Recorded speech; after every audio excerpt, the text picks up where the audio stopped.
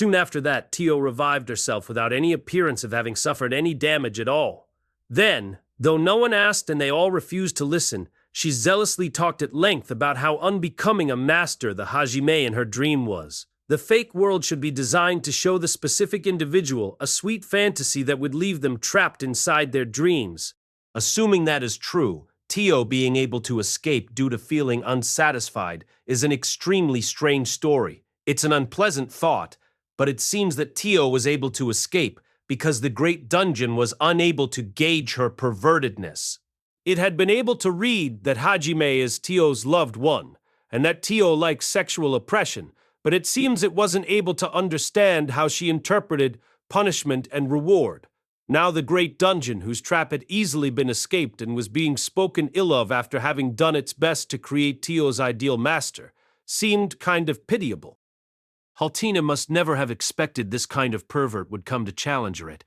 In his mind, Hajime paid his respects to Haltina while imagining them wearily crumbling into dust.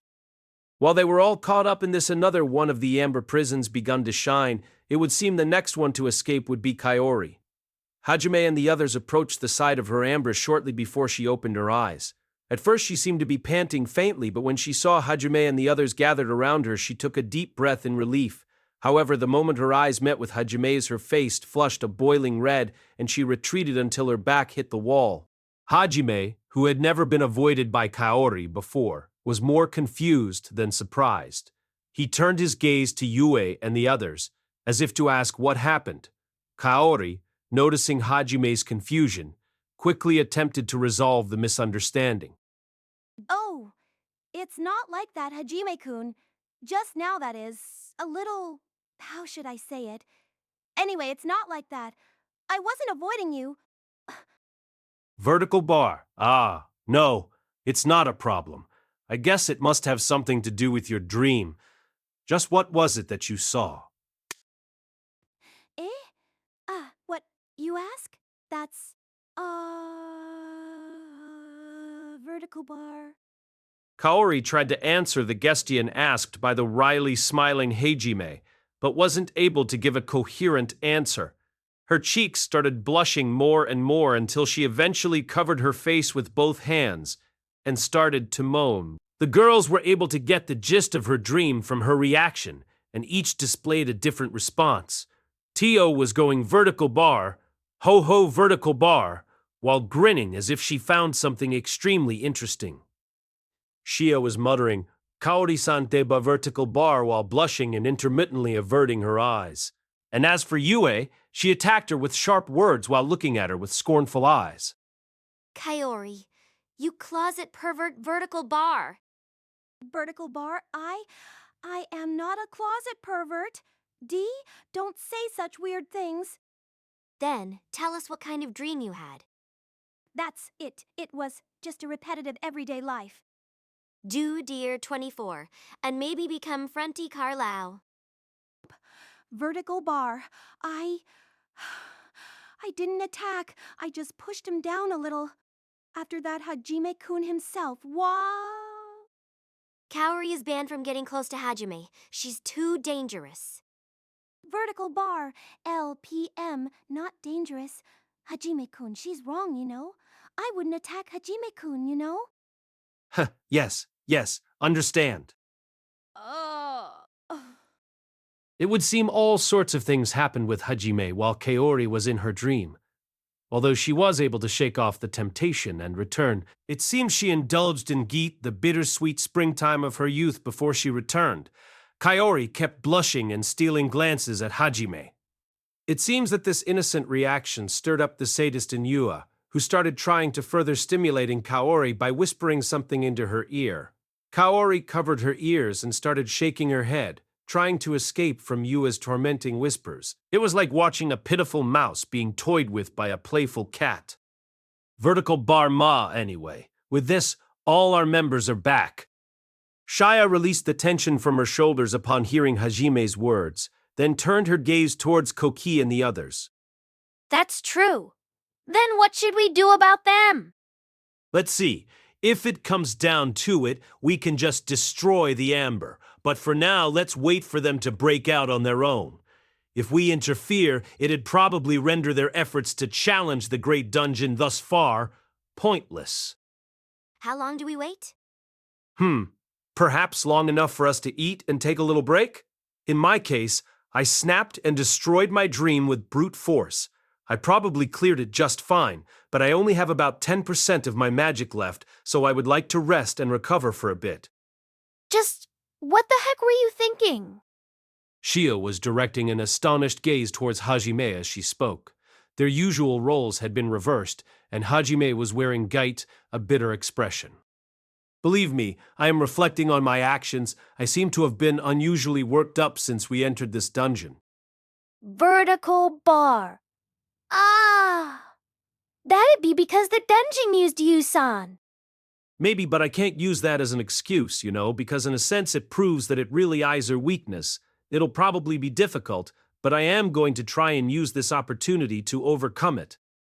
Shia directed an admiring gaze at the Hajime, who was showing such an admirable attitude. Then, after throwing a sidelong glance at Yue, who was still busy teasing Kaori, and Tio, who was listening in and breathing roughly, Shia leaned in and whispered to Hajime, I know Hajime-san. In Vertical bar.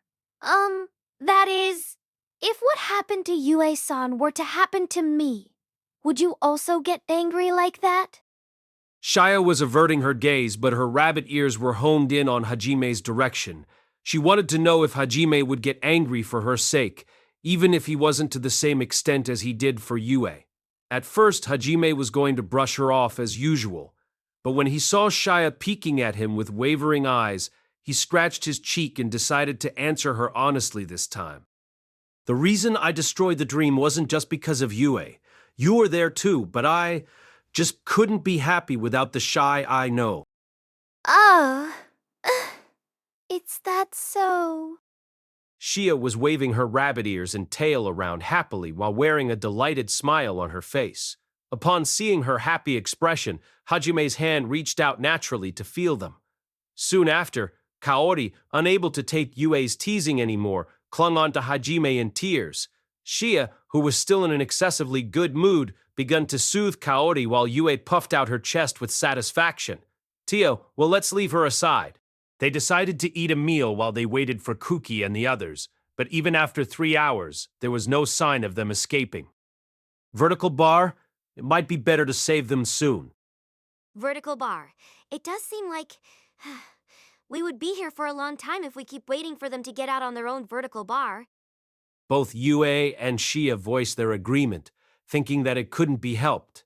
However, Kaori quickly stepped in.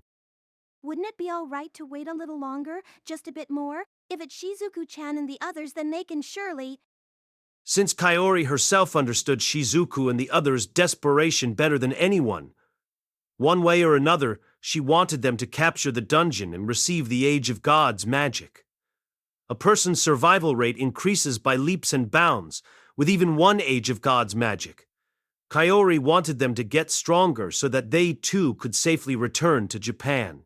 The reason Hajime had allowed them to accompany him into the dungeon was so that he could use them as foot soldiers in the cases where apostles like Nointo appeared again. To further this plan, he was hoping they would be able to obtain the Age of Gods magic here and then head out and defeat the other great dungeons on their own. That's why, when he saw Kaori's pleading eyes, he shrugged his shoulders and decided to wait a little while longer. Kaori smiled happily when she saw Hajime agree and began to casually try to get closer to him. However, she was immediately blocked, just as casually, by Yue. As this was happening, one of the ambers started to shine. That amber is Shizuku-chan's. As expected, the fastest one was Yegashi. Vertical bar Fumu, Shizuku is level-headed after all vertical bar. Upon seeing the melting amber, Kaori rushed over at full speed. Soon after, Shizuku abruptly opened her eyes and began groaning in a soft voice as she tried to get up. Kaori reached over and supported her as Shizuku weakly raised herself out of the remains of the amber. Where am I, one? Kaori? It's me, Shizuku-chan. Welcome back. Vertical bar, I see. PM back. Huh. Boo. For some reason, I'm feeling quite tired. Shizuku gave a heavy sigh as if she really was feeling tired, before shaking her head as if to clear it of some lingering thought. She then smiled at Kaori and returned her greeting with a warm back. After Kaori and Shizuku had finished their happy reunion, Hajime and others approached as well. You overslept quite a bit, but it's good that you were able to overcome it. Vertical bar? Nagumo-kun. You're right. It's good to be back. For some reason, the moment Hajime called out to her, Shizuku's gaze began to wander aimlessly, and she started to stutter. Upon seeing Shizuku behave strangely, Yue and the others became puzzled. Shizuku cleared her throat as if to hide her unrest, and turned her face away from them to conceal her slightly reddened cheeks. Seems Kuki and others are taking their time, huh? We came back several hours ago, but since then Shizuku-chan is the first one to escape. Vertical bar, is that so? They came up with a troubling trial, I guess. Well, it can't be helped. While saying so, it seems I made you wait quite a bit. I guess I should say I'm sorry. Don't worry about it, Shizuku-san. Congratulations on your escape. And I'd like to ask you at Teeny Gestion, but... Thank you, Shia. It's all right. What might it be about? Shizuku replied to Shia with a smile that was using all of her reserves of composure. She had gotten a bad feeling about Shia's Gestion right away. However, it seems the one who would be asking the Gestion wouldn't be Shia, but rather Yue, who had somehow gotten beside Shizuku without anyone noticing. Vertical bar, looking at me silently like that makes me feel uncomfortable. Yue... For some reason, Ye was starting into Shizuku's eyes from beside her. Shizuku was desperately trying to suppress the feeling of unease that Ye's exquisite doll-like deadpan face was stirring inside her. Finally, Ye asked the Gestion with a tone that suggested she was confirming something she already knew. Shizuki, what kind of dream was it? Eh? What kind, you say? It was an ordinary dream. There was nothing unusual. Yes, it was a really plain ordinary dream vertical bar. Ordinary? Who was in it? Vertical bar. Who you? Say, everyone. Everyone was there.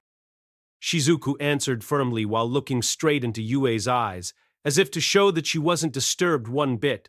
Although this was her intention, she didn't realize that her extremely abstract answers had given away the state of affairs in her heart.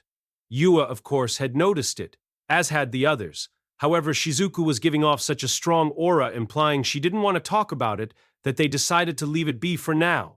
When Yue and the others backed off, Shizuku appeared openly relieved. With the Inquisition finished, they guided the tired Shizuku to the center of the room and begun to prepare tea. As she was being led to join the impromptu tea time, Shizuku couldn't help muttering to herself. Airing me being a princess is impossible. And more importantly, why wasn't the Prince Kalki or Ryutaro? Murmur. Though there wasn't anyone close enough to hear her. Several hours later, Shizuku finished resting and had completely recovered from her mental fatigue. Having decided they couldn't wait any longer, they were now preparing to force the breakout of Kuki, Ryutaro, and Suzu. Hajime or Yue could have easily been able to destroy the amber, but in their party was someone who had a skill that was much better suited for the job. Now then, Kaori, it's all yours. Try not to decompose their bodies. It's all right. Outside of real battle, there's no need to worry about the control anymore. After giving her reply to Hajime, Kaori abruptly put her hand on the nearest amber and began to release her Marioku, magic, as if to permeate it. Pale, silvery, magic rays colored the room in moonlit brilliance as Kaori's Marioku delicately coiled around and spread itself evenly throughout the remaining amber prisons. Decompose. There was no need to chant, but since it helped to focus the image in her mind, she recited it on purpose.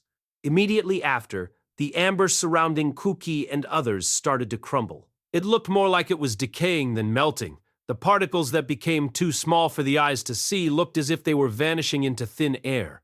Within 3 minutes, all the amber had completely decomposed and vanished into thin air. Concerned over the after effects of being forcibly released from their trials, Shizuku and Kaori anxiously began to check the condition of Kuki and the others. However, it seemed it was an unnecessary fear. Huh? What? Kaori? Shizuku? This is... But I was, with you two. All three of them woke up suddenly, as if they had never been asleep, because they had suddenly awoken from their pleasant dreams to find themselves in a dimly lit cave. It seems their senses had been thrown into confusion. Suzu was especially distraught, reaching her grasping hand out towards empty space. It was obvious from her words who she was reaching out for. Thinking about what kind of dream she must have been having, it is understandable why she wasn't able to wake herself up from it. Both Kaori and Shizuku made sympathetic expressions when they saw Suzu's sad state.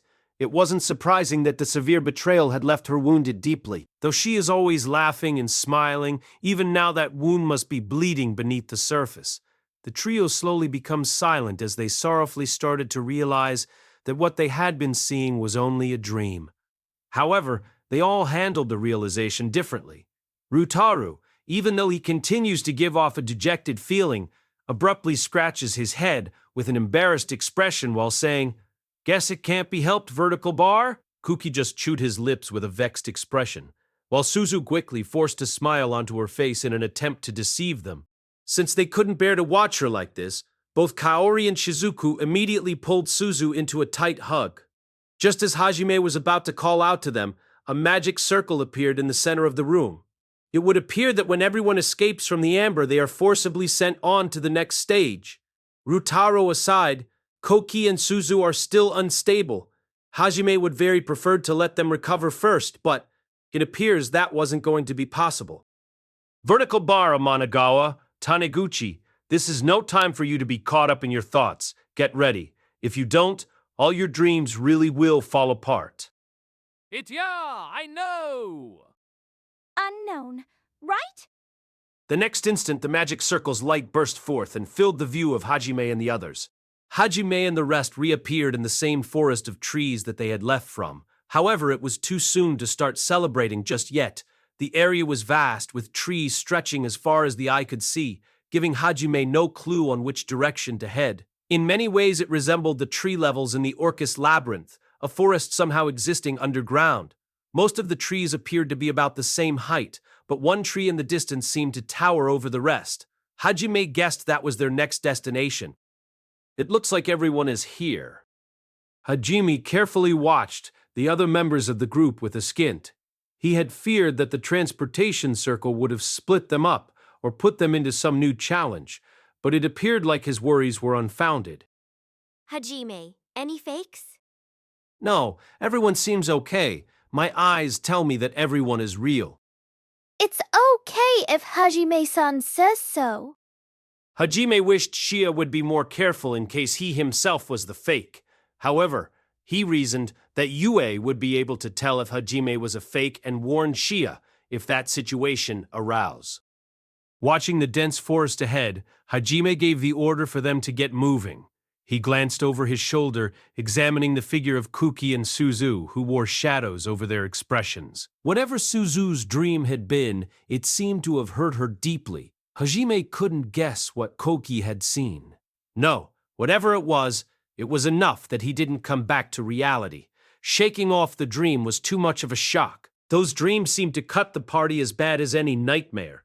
It was a deep pain that they would never be able to completely escape from. Every member struggled to shake off the shock of those dreams and come back to reality. However, they were in a labyrinth right now. They couldn't afford to lose their edge, or a single misstep could bring them to despair in a matter of seconds.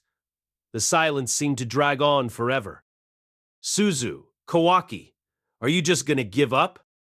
Like we have a choice. Eh? What do you mean by that?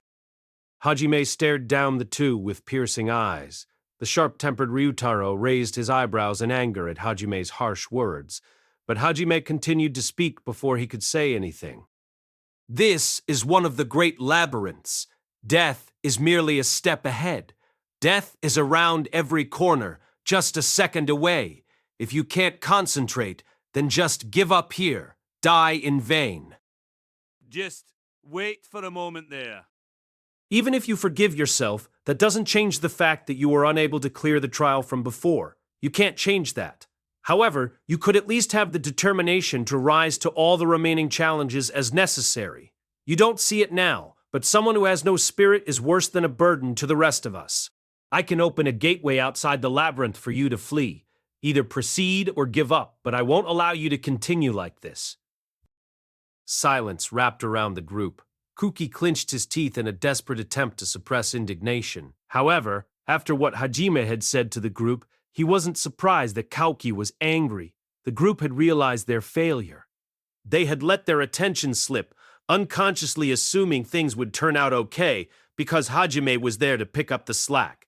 Even though they were looking to become stronger than Hajime, Koki's group had depended on him to get through the middle section of the labyrinth. They were supposed to beat the labyrinth on their own, yet their dependence on Hajime made them angry at themselves. However, they were afraid to vent their anger here. As Hajime waited for an answer, Kuki took deep breaths, attempting to discharge his anger with fresh air. Nagumo, we're okay now. We can keep going. Hajime gave Suzu a nod, the mood immediately turning lighter. For a moment, Suzu trembled at a look from Hajime's eyes, but then gave Hajime a decisive nod. If Suzu can keep going, that's enough for me. Is that so? If you're good now, then focus on your surroundings. Hajime responded and just as quickly started walking again.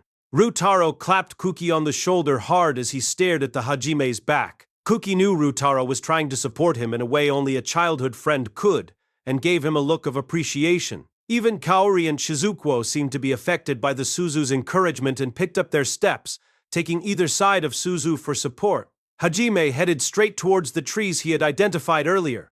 The area was quiet, there wasn't even a sound of crickets. Even the wind wasn't blowing. So when Hajime brushed by a branch, the noise seemed to echo in the silence. This is a somewhat unpleasant feeling. Yeah, that's the same feeling like when we were in Orcus Labyrinth right before the ambush. For sure, but no signs of demons. Everyone's eyes were leery with tension. Tio had her brows furrowed. Kaori and Shizuku shivered as they remembered the demon ambush, the demon woman toying with them.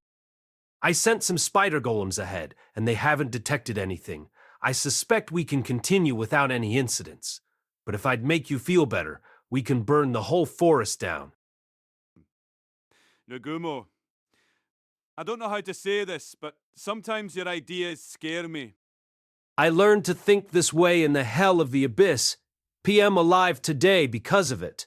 I didn't have a barrier maker like Suzu to protect me. Turning everything to ash would leave nowhere for anything to hide, although it would probably be a little dangerous if the surrounding area was turned to flames. It looked like Hajime wasn't able to persuade the other members. Instead, he removed Getsuren and several crossbits from his treasure room, just to be safe. No one thought they would regret stopping Hajime. They didn't know what would happen if they let Hajime carpet bomb the entire place. In particular, the way out might disappear. Is it rain? Looks like it. It's starting to trickle down. Kauki frowned at the feeling of moisture from overhead. Suzu agreed as she wiped off her hand. They shuddered at the seemingly impossible phenomenon as their eyes met with the others in the group. Yeah. It's a holy shield. Hajime immediately reacts to the abnormality, calling Yue to create a barrier just in time. Immediately after, the rain quickly turned into a torrent, striking Yue's barrier and sliding off the surface with a dory sound. However, by all odds, it couldn't be mere rain. The viscosity wasn't right, plus they were underground and there was no sky, if they could figure out the trap. Were they being showered with sulfuric acid or some kind of toxin, or was it some kind of demon in disguise? This time, it seemed like the later. Nagumo-kun, it's all around us. Gazing calmly even in this circumstance, Hajime carefully observes the outside of the barrier through the growing tension. The trees, grass, and land seem to oozing out milky white stuff. Is it a slime, or how were you able to conceal yourself? I can't even sense it with the magic eye. Nagumo, our feet. It's through the barrier. Decomposition. While Hajime was contemplating a slime with the ability to avoid his notice, The milky slime had come up through the ground and surrounded their feet. Normally, the effect of Holy Shield is a spherical barrier deployed all the way to ground, but did not go into the ground. It seemed like the milky slime was lurking in the ground and was now attacking from the inside out, to suddenly be attacked from the feet. Kaori hurried to invoke decomposition as the milky white slime had already reached their knees. The milky white slime collapsed into smooth particles. As far as how slimes typically fight, they don't have much in the way of physical attacks, but they'll consume something and then melt it, making it disappear completely. Ora! It's sticking to everything. Ryutaral pounded a fist into the milky white slime, which was expanding to try to cover him. The gauntlet on his hand transmitted the impact through the slime, ripping it apart as his fist strikes the inner wall of Yue's barrier. You fool, Ryutaro! You're making a mess! This brain muscle! You're splashing it on me! You! Oh, I'm sorry. It feels so gross. Suzu and Shizuku raised voices of complaint as Ryutaro attacked the slime. His attempt to punch the slime had splashed it all over the people beside him. Oh no, Shizu, are you all right? Yes, I'm okay, Cookie. These guys seem to die unexpectedly easy. Suzu explained. Oh, no, I'll help. Oh, never mind. Kauki turned away and blushed. The monsters didn't seem all that dangerous. In fact, they were rather fragile from what you'd expect in a labyrinth. However, they had a bad side effect on the girls. Kauki couldn't talk to her without averting his gaze. They also had to avert their eyes quickly from Suzu because she wasn't in a much better situation. However, Suzu had a more suspicious face when she looked at Kuki and witnessed the slimes beginning to cover the outside of the barrier. The effect seemed to disturb Kuki. That was perhaps the nature of the milky white slime. First it rained down on everyone. Then it got spread around, such as when Ryutaro hit them.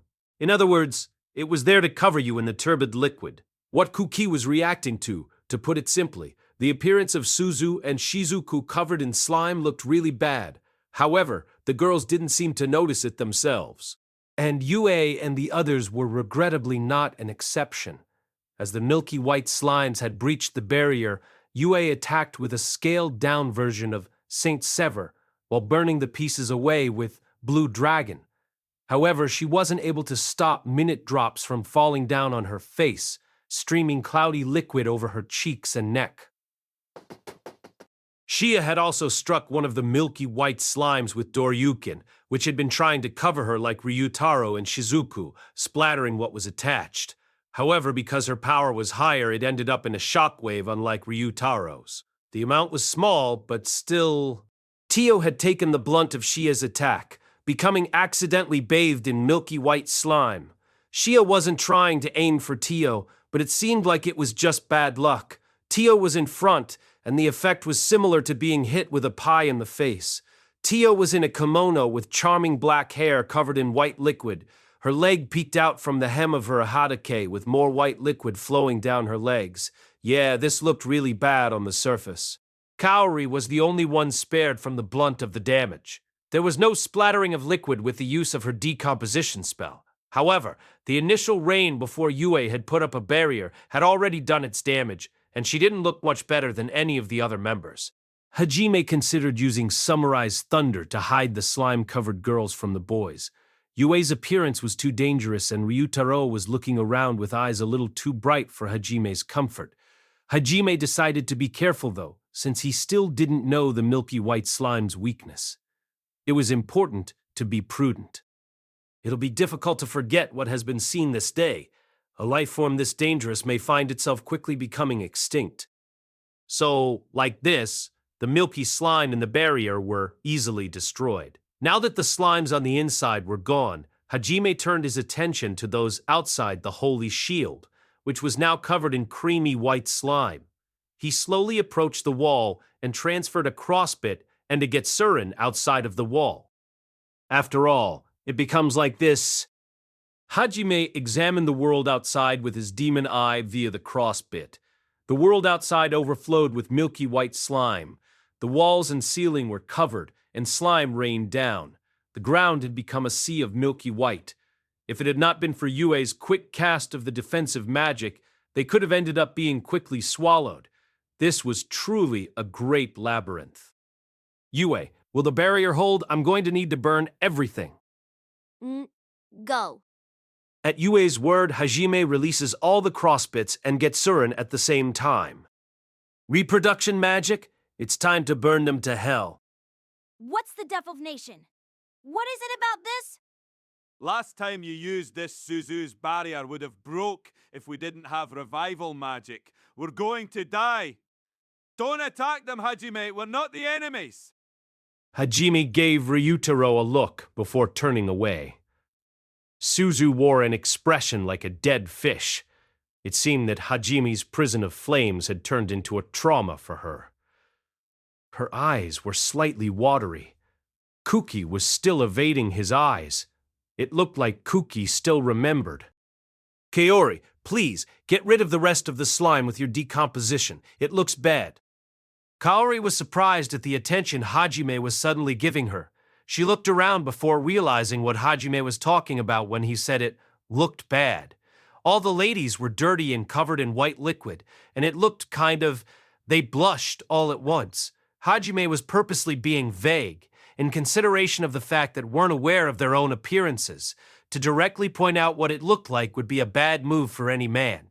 Kaori blushed, finally understanding, and giving a look of appreciation, she embarked on cleaning up the white liquid. Hajime refocused on an image coming in from the crossbit. The rain of slime seemed to not weaken at all.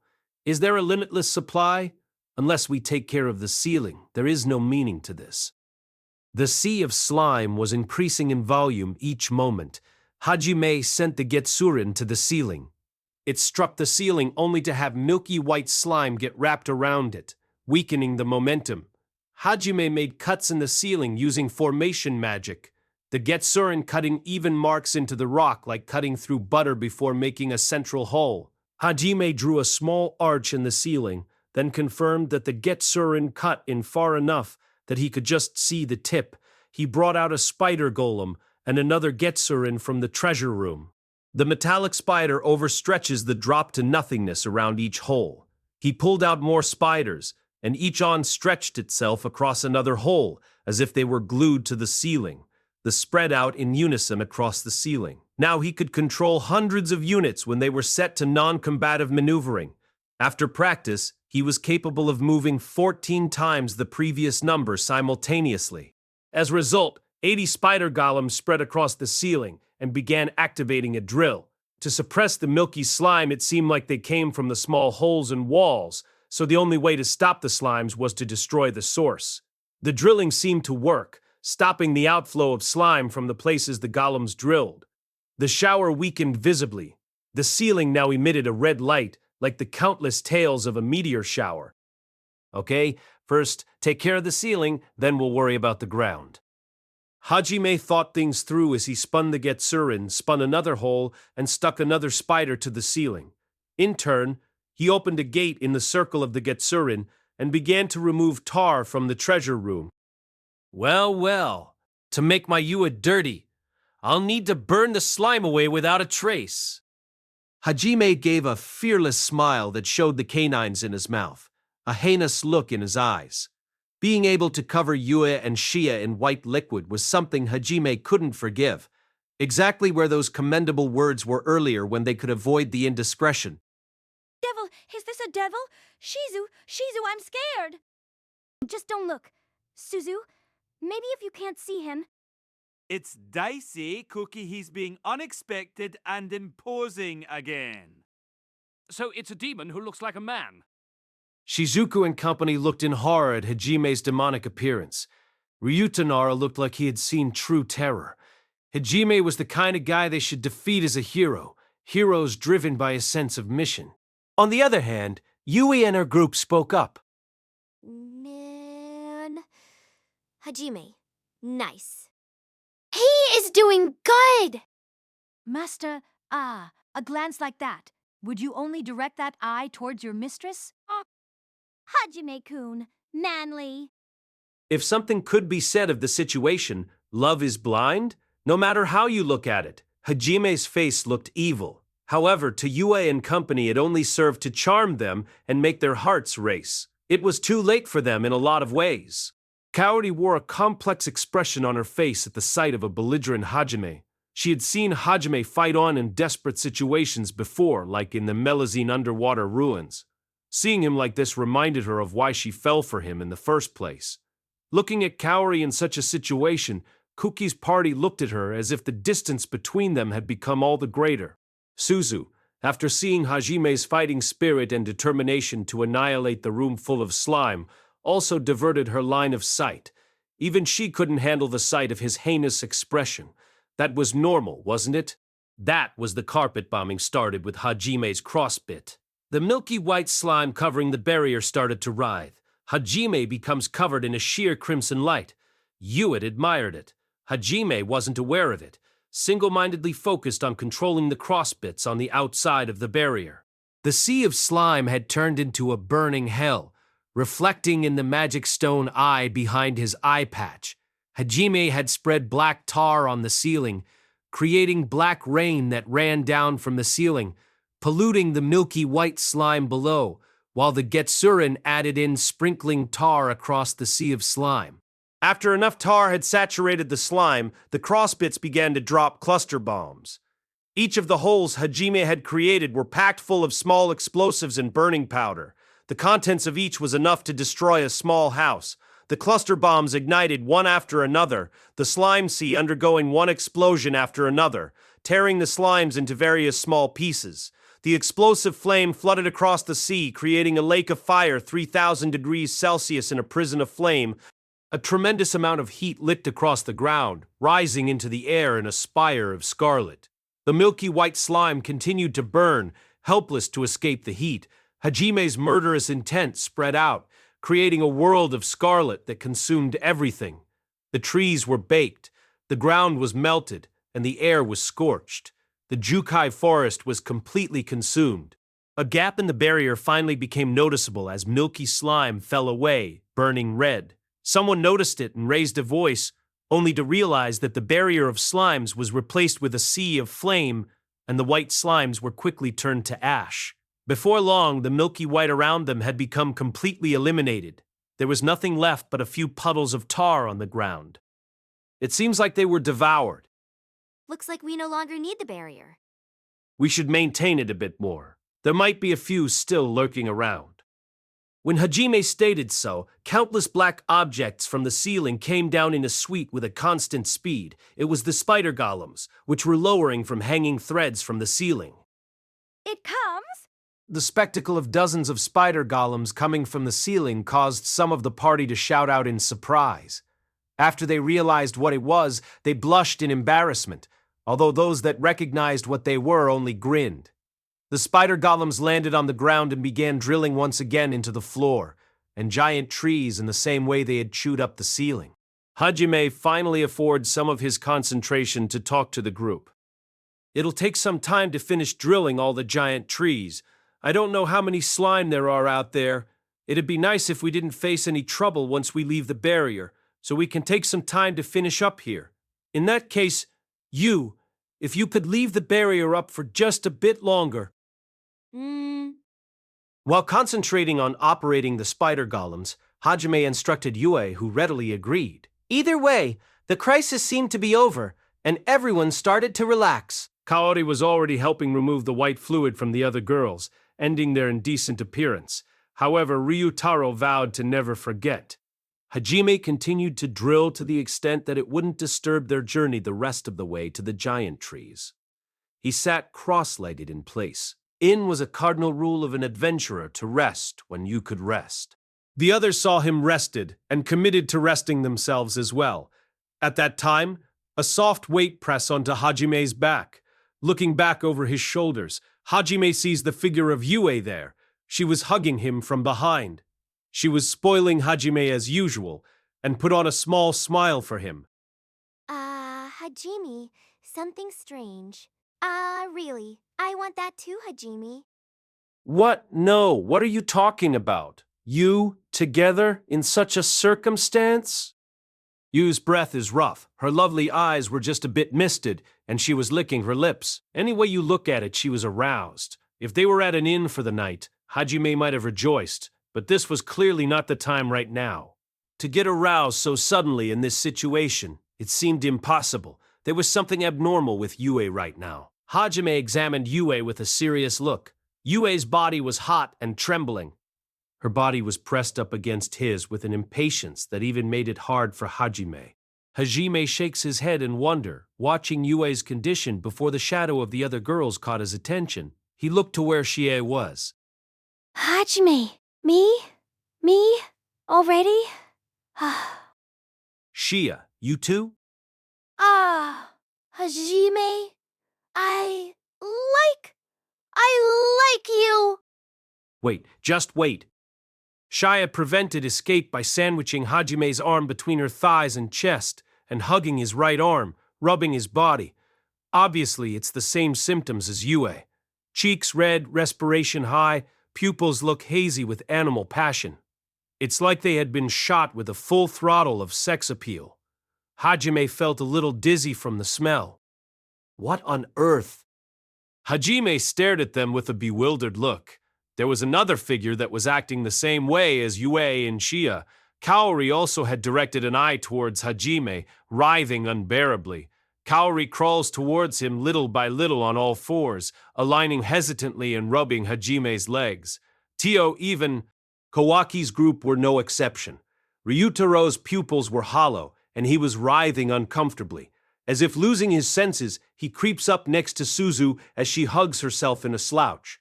Meanwhile, Kouki is giving Shizuku a side glance with bloodshot eyes. He finally stands, approaching Shizuku with a hand extended toward her. The problem was that Shizuku was acting in a very similar way. She was writhing in spot, stiff and unmoving, while biting her upper lip. She was silent but had a tinge of red on her cheeks.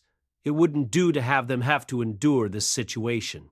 Once everyone regained their senses, it might be too late. It was hard to tell what was really going on in Kuki's mind, but there was lust in his eyes. Suzu is shivering and suffering, and Ryutaro tries to catch her as she falls to the ground. As he called out her name, it was clear his intentions weren't noble. Shit, this is from the essence of the slime. Hajime pulls out 2 cursed Bora artifacts from the treasure room and slaps them on the wrists of Ryutaro and Kauki. They seem to be causing the worst problem. Shizuku and Suzu were delirious, even calling out Kaori and Yue's names in their fervor. The artifacts used some kind of restriction spatial magic. It seemed like the situation was safe for a second, then Suzu started to extend a hand toward Shizuku. The expression was one that shouldn't show on a girl's face. It was the kind of important expression you only showed to the one you had your heart set on. Hajime's clicked his tongue in annoyance, throwing another Bora on Suzu as well. Oh, is Master safe? It looks like that slime's mucus is a powerful aphrodisiac. While restraining Suzu, he stops Kaori as she reaches out to cling to his left arm. Tio begins to move towards him at a steady pace with a calm look. Hajime looks up at her. To Hajime's surprise, she begins to talk as if normal. My magic is being obstructed by the feeling of intense pleasure. Soon I might lose my consciousness and be blinded by... This is more than just a troublesome thing. Since it wasn't just a little, I was bathed in it, it'll be impossible to resist. If the battle had been prolonged, it would have been complete destruction. Even if we survived, the after effects would become rather dangerous. Oh yeah. Probably. The goal of this test is to endure pleasure and overcome difficulties together, or to let bonds be defeated by pleasure. In any case, the Liberators played a really nasty trick. They probably didn't expect someone like Past with such a high poison resistance. Is that so? What can I say? It's very much like Master. Hajime, while agreeing with Tio's predictions, gave out a bigger question while eyeing Yue and the others. You guessed that it was the slime's mucus that caused this situation. It's safe to think that. But why are you so calm? You got hit with more mucus than anyone. Certainly, the liquid is affecting this mistress. In fact, my body is greatly affected by it. I'm thinking right now that I'd like Master to lick me. Tio throws out her chest, giving Hajime a wide-eyed look as she flashes a beautiful smile. Although Tio is being violated by intense pleasure, she's keeping her senses by the power of her will. It seemed to be a sense of pride. Hajime wondered how long she'd be able to keep it up. After all, she was hit with a lot of aphrodisiac. Mistress is her master's slave. Compared with the degree of pleasure the pain you give me causes, this is only lukewarm. Now if you wanted to hit me, I wouldn't be able to take it anymore. Is that so? Eyes! Kuwa! Hajime's eyes turned sour and looked at her as if she was dirt. Tio, who could even shake the pleasure of the slime, began to shiver uncontrollably. As expected of Miss Tayo, do you mind keeping your distance from me? Oh no! To think you'd call me so indifferently and distantly. Ah!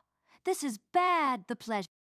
Tio was calm a little while ago, but the rapidly growing pleasure of Hajime's disgust quickly defeated her. She was brought to all fours, painting desperately. From such a sight, Hajime turned away and looked at Yua, who was hugging his body while trembling. He decided to talk to the three he trusted the most. Yua, Shia, Kaori. You guys shouldn't be that overtaken by a slime like this. You're keeping things in control, right? The three of them look up at Hajime, their cheeks stained red, their breath coming out in hot puffs as they cling to him desperately. Is natural. Of course. You. It's okay. I'm fine. They resisted the intense desire that tempted them to devote themselves to pleasure. Yue and the others were keeping it together with clenched teeth. After a look at the girls, Hajime laughs with satisfaction. This is one of the disgusting trials prepared for the great labyrinth. If you think for a second you can't take it, look at the others. Don't lose to them. It'd be embarrassing. Amongst his speech, Yu's mouth distorted into a fearless smile. There is a way to fix this immediately. Of course. I'm holy water to drink. That would quickly change out state. There are no things that can't be released. How about... Hajime and the two others respond at the same time before she can finish talking. Unnecessary. I do not need. I don't need that. They decided to get over the trial without any help, if help was that. Hajime gave a soft look. Yue, Shia, and Kaori give him happy smiles, because Hajime believed in them. He still tried to help by keep a distance between the three women. This wasn't something that would be easy for them to endure. However, Hajime hug is gone. isn't it harder for you? It's harder not to embrace Hajime. As she said, because the heart calms down. So please. Hajime thought that it'd be a problem if he held them, but found himself holding all three in his arms.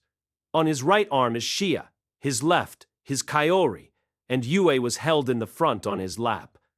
They occasionally trembled with shivers, but Yue and the others devoted themselves to controlling their rough breathing, and finally began to feel relief. If they concentrated with their eyes closed, they could maintain and balance their spirit. Soon, the three excited women body temperatures began to drop, and their heartbeats returned to normal. They seemed to be able to weather this trial without a problem as well. Hajime avoided moving his body even slightly as to not stimulate them. He smiled a little and kept supporting the three women. I like this, Master. May your mistress also come over there? Clearly that's a joke, Miss Clarissa. I'm falling down. Oh, so cold. I'm done for. The Saint Shield barrier finally dissipated as the outside blaze consumed the remainder of the tar and extinguished. The only remaining vegetation adhered to a strangely metallic ground covered with ash. It looked like an apocalyptic landscape. How's everyone? Oh? Hajime sat in the middle of the burnt-out wasteland with Yue, Shia, and Kaori holding him tightly with their eyes closed. They each opened their eyes in turn and tilted their heads. Oh, what's the matter? Hajime asked with a worried voice as he noticed a strange look on Yue. Yue and the other girls looked at each other, acknowledging that they all had recovered before nodding and turning to Hajime. We endured. Yes, the pleasure seems to be gone. I also don't feel anything. I'm back to my senses. It seems to be that way. They seem to have endured the aphrodisiac effect of the milky slime that took their sanity with their mental strength. Excessive pleasure wasn't all that different from pain. Hajime couldn't imagine how much Yue and the others had suffered from an attack unlike any other they've ever experienced. Hajime praised the three of them for doing a good job passing the labyrinth's ordeal. As expected, all three of you did a good job. I was worried for a bit, but I'm glad you're okay. Koo-foo-foo. It's embarrassing to be told that so forwardly. It's thanks to Hajime-kun. It was your support that allowed me to endure. Hajime no longer had to hug the three as they were no longer under the effect of the aphrodisiac. Nevertheless, they didn't let go as they grew giddy over being praised by Hajime. Hajime tried to loosen his grip, assuming it'd be all right by now, but Yue responded by hugging him even stronger. Did they need more praising? The three girls looked upward at Hajime with blushing cheeks while they clung to him even more aggressively. They didn't wear expressions that suggested they had lost their sanity. However, those expressions hold a certain allure of their own. When they were under the aphrodisiac effect, it was easy for Hajime to reject their approaches, but it was a bit more difficult to resist Yue's charm when she meant it. He gave up trying to get his arms back. Then, Gohan, sorry to interrupt you, but since we're all better now, I was wondering if you might untie Kuki and the rest? oh yeah? You did well too. You managed to make it without help. Indeed, a swordsman? Is this one of those spirit unification techniques? Oh, Shizuku. I'm sorry. At the same time, my Shizuku-chan. After everything was over, it looked like Shizuku had managed to escape the pleasurable hell at the same time as Yue and the others, but had a haggard expression when she saw the pink space the group had made beside her. The interruption had managed to disrupt the mood and turn the group back to normal. The girls who had been basking in Hajime's praise turned away, slightly embarrassed. Really? Oh, thank you. Well, I was able to keep calm since my father hammered self-control into me since a young age during fencing, but it was a little dangerous. I mean, I wonder if things would have turned out this way if Kuke and the rest weren't constrained. I survived because I had the room to concentrate, without having to worry about defending myself. Thank you, Nagumo-kun. That's good to hear.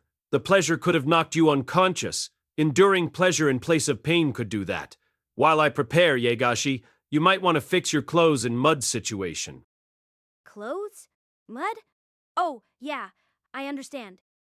At first, Shizuku did not understand what Hajime had meant, but when she glanced down at herself, she noticed that a change of clothes was in order. It was sweat. Shizuku was just covered in sweat. She blushed at the comment, nodding tightly. Hajime used his transmutation to create several simple dressing rooms built from a wall of soil. The treasure room had changes of clothing for Puki and Ryutaro as well, clothes bought in town. He took them out and tossed one over to Shizuku. Hajime collected the Bora-cursed objects from Kauki's group, releasing them. Kuki's group immediately dropped. Shizuku managed to catch Suzu before she hit the ground, but Kuki and Ryutaro collapsed to the ground with a rather painful noise. It was the hero and his sidekick, so Hajime had no worries. While the female teammates used water magic to clean up and change their clothing, Hajime concentrated on collecting all the spider golems. They had finished destroying the ground around the immediate vicinity. There would be no milky slime coming out of the ground in surprise this time. These extra measures seem necessary after the amount of time the milky slimes has previously wasted. You, Master. I wouldn't mind if you looked at this mistress. There is no need for a locker room. At that point, a voice timidly came from behind. Tio had managed to break through the aphrodisiac effect readily, even though she had received the most slime. Hajime recalls the fact and glances back at Tio. Were you still there, Miss Clarce? Please, Master. Are you still doing that? It was certainly pleasant to begin with, but can you go back to the usual way of naming me? What are you even talking about? As usual, Miss Clarice is Miss Clarice. Please don't get any closer to me. As Tio crawls up to his feet and scratches at his shoe, Hajime looks away and ignores her. The distant attitude by calling her with her last name and treating her like she was invisible was unbearable for Tio. Hajime was happy about this. Tio seemed genuinely saddened by this treatment. It looked like he found an effective punishment whenever she acted up. Tio was trembling as she watched Hajime. By any chance did Hajime go too far? Her look was becoming more and more tearful. This is a terrible master. I ask, call me Tio. Hajime had dealt a blow to stunt Tio's abnormal behavior at last. It was a very satisfactory feeling. However, Tio's rueful appearance wasn't the transformation Hajime was hoping for, destroying her beautiful appearance in her deteriorating kimono. Hajime's devious heart considered things a little more. Whether he punished her objectively, it seemed to be the role of a master. Happy or not, she wasn't aware of it. It's pointless, Tio. It's already too late for you to change the kind of person you are, so at least be a little prudent. While Hajime shrugged while saying so, Tio was dumbfounded. Her expression brightened, and she gave a smile that looked like it belonged to a sweet young girl. That smile was beautiful enough to tug on even Hajime's heartstrings. She was knowledgeable and could have some deep thoughts, understanding the subtleties of the human mind, understanding someone and making an effort when she could have lost her composure. She had courage and decisiveness, unmatched combat strength. She was affectionate and kept her word, and her appearance was the best. If it wasn't for her abnormality, you could say she was a perfect woman. Really, it is a shame, because in a sense, It seemed like Hajime had opened a new door for Tio. He felt partially responsible for her abnormality, but he was helpless to fight it. What is it, master? No, nothing. Go get changed and freshen up. Yikes, that's okay then, master? For me to change right here in the corner? When Hajime planned for Tio to use the makeshift changing room, Tio gave an expectant look and said such a thing.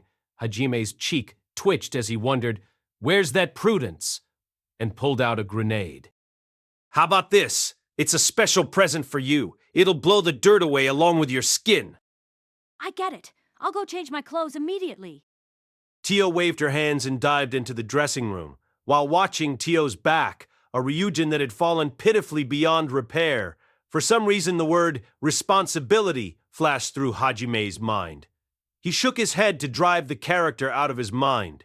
Others began to emerge from the dressing room after cleaning themselves. Sure enough, Kuki, Suzu, and most of all Ryutaro emerged with downtrodden looks. They were all hunched, as if burdened by unbearably heavy stones, and the atmosphere was wrapped with dark clouds as if magic was being used. Although they had lost their sanity during the aphrodisiac effect, they seemed to remember what they'd done. Pleasure followed by hell. It seemed that Tio was right when she predicted this would try the bonds of relationships. Kuki's group seemed proof of that. Ryutaru and Kuki couldn't meet the girl's eyes, and Suzu seemed determined to keep her distance. Suzu kept to the shadows with their heads down and red ears. Hajime feared he'd need to follow up with Suzu if they couldn't figure things out on their own. Because they nearly sexually assaulted each other, it made them uncomfortable and provided a sense of guilt that couldn't be ignored. In particular, Suzu was a girl. The fact that she could have started that kind of relationship with her peer caused a certain kind of damage to her spirit. Let's just forget it, Suzu. It was unavoidable. Things didn't go too far. So, there are 1 or 2 memories no one wants to remember. Probably... Shizu! Shizu! Look, remember that time I was wandering around the dirty games section without noticing what was for sale? It was serious. The male customers around were all looking at me with judgmental eyes, and I became depressed. Is Shizu interested in dirty games? That's not it! That was an unfortunate accident! And Shizu investigating dirty games. Kufufu! With a serious look. Pokoko! It is terrible to laugh, Suzu. Shizuku looked somewhat relieved now that Suzu was laughing. It seemed like any comfort would work to overcome the dark history sealed in people's memories, and sympathy of embarrassment was a self-torture ingredient necessary to help Suzu's spirit recover a bit, as expected of Shizuku, willing to sacrifice herself. It was admirable.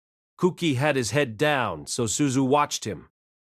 Agumo cared for everyone. Well, you'd be thankful he stopped us. Yes, you're right. We were saved by Nagumo. I'm serious. Thank you very much. Ryutaro, who seemed to be uncomfortable following Koki, turned his eyes to Hajime and expressed his thanks. Be thankful. Make sure to remember that. Always be conscious of your debt, so that when you're better, you can return it to me by resolving to be an appropriate meat shield. If I'll make a mistake, it'll be fine, because I'll go to the ends of the earth to make sure you repay it. Hajime came off more like a Yakuza business lending out money at 11 to 1. When someone skipped a payment, they really did go to any length to make them pay. A thank you didn't seem to be the kind of payment he was looking for. The church or someone like Nointo might want Kuki's party to become his enemy, no matter how hopeless. So he wanted to keep them conscious of the debt, just in case. But not really knowing what was on Hajime's mind, Kuki's group had twitching cheeks and disturbed expressions, like cheap victims who had just found themselves consumed by an unreasonable debt. It certainly made a big debt in that sense, unless they could stop relying on Hajime. They recognized that and gave each other a silent nod. However, the awkwardness seemed to clear up after the speech that trampled the common sense of Hajime.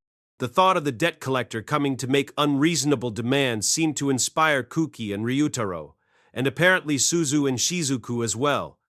In a sense, they felt unity over not wanting to be consumed by debt, burying the break between them a bit. Without being attacked by any more milky slimes, they advanced across the wasteland with ease and finally arrived at the giant tree. They gathered at the entrance and stepped into the next magic circle. The place where Hajime and company appeared was as expected. However, the light being emitted from it was different from usual. There was a doorway leading to the outside, and it was open from the beginning. Hajime glanced around, seeing that he wasn't missing a single member. The magic eye could not detect the presence of any fakes. In other words, they needed to proceed as is. Hajime cautiously moved forward towards the exit, bathed in light as Hajime gave everyone else a nod. This is like Fairbergen. Hajime looks ahead and nods as so. Yue and the others had similar impressions and nodded. Ahead of the cave exit was an aisle, or rather a huge branch that could easily be mistaken for an aisle. When Hajime glanced back, he could see a huge wooden trunk that went back so far he couldn't see the end. In other words, the empty cave came at the root of a branch that Hajime and the others were on. The tree was too big, and the branch made a 5-meter across the aisle just as it is. Other big branches protrude from the tree, intertwining here and there. It was an air corridor in the same way as Fairbergen. Unlike Fairbergen, it was a single branch growing from the tree and intertwined to make the airspace, as opposed to several groupings of branches. If you look up, there is a stone ceiling, so they were definitely still underground. This tree branch was likely part of the great tree, as Hajime couldn't imagine there being any other giant trees like this. Great tree? It's likely this is a space just under the great tree. But the great tree is visible on the ground. Well, it seems to have grown branches below the ground. The real roots might be much deeper underground. We only see the tip that's visible. It might be just a small part. How big does the great tree get? Overtaken by the mind-boggling enormity of the great tree, it was almost too great to contemplate. The ceiling obstructed the view ahead, but Hajime still imagined the tree towering above them. Shia's rabbit ears twitched and began to move. Shia appeared to pick up some kind of sound. Shia wondered. What's that sound? And set out to verify the identity while walking the distance of the branch. The faint sound was leathery, and her ears flopped around with disgust. Shia frowned as her usamimi picked up the sound, an imperceptible sound that sent goosebumps across her skin. She peered over the edge cautiously. Dark and invisible. That's it. What's the matter? I'm hearing a somewhat unpleasant sound, but it's too dark for my eyes. You want me to look for you? Yes, thank you. What is that? The sound of such a feeling, like wriggling. I understand. Something that sounds disgusting? Hajime glanced over the edge on the left of the branch passage after Shia called. Certainly the darkness could not be pierced at this particular height, but with night eyes and far vision, it wouldn't be a problem for Hajime. First, Hajime couldn't see anything, but as he narrowed his eyes doubtfully, he gave out a cry that couldn't be voiced.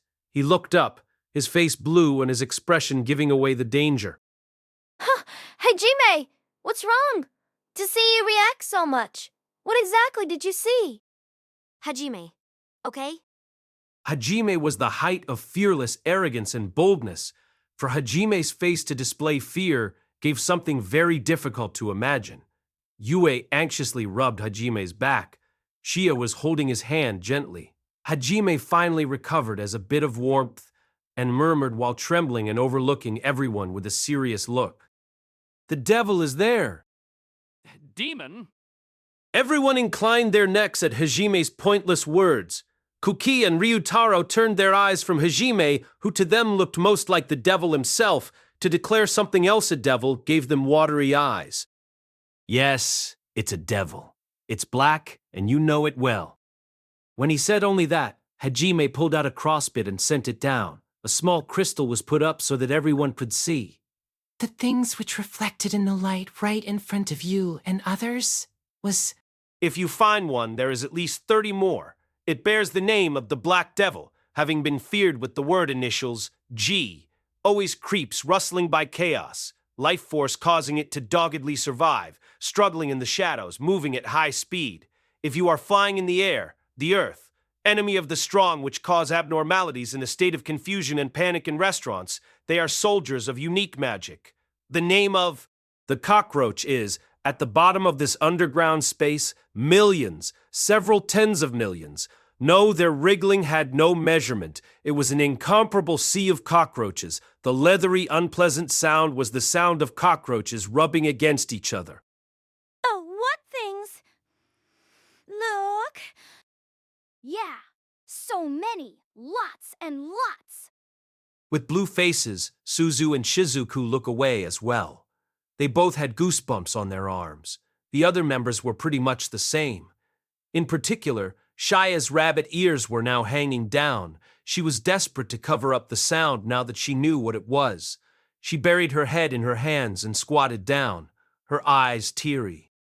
Hajime will burn them. You unusually says a dangerous thing, but Tio and Kaori seem to already have the same intention. Their desire to see the things destroyed were indicated by the look in the eyes and the goosebumps on their skin. It might be better to stop that number. I suggest, what if they flew in large quantities? Thousands of cockroaches coming flying up all at once at them, Hajime proposed. Yue lost her fighting spirit, and her face changed into a complicated expression. Apparently, the heart was broken in an instant. If we don't fall, I think it's okay. I'll advance first and stop any that come up quickly. It might only attack when we stop. Everyone wore a more serious expression that they'd previously had at Hajime's words. They gave firm nods. Hajime traveled out on top of the thick branch passage. For now, there was only the goal of advancing along the road, but since the place was major scaffolding, there appeared to be a joined branch passage in the distance, which he supposed was where he was going to aim.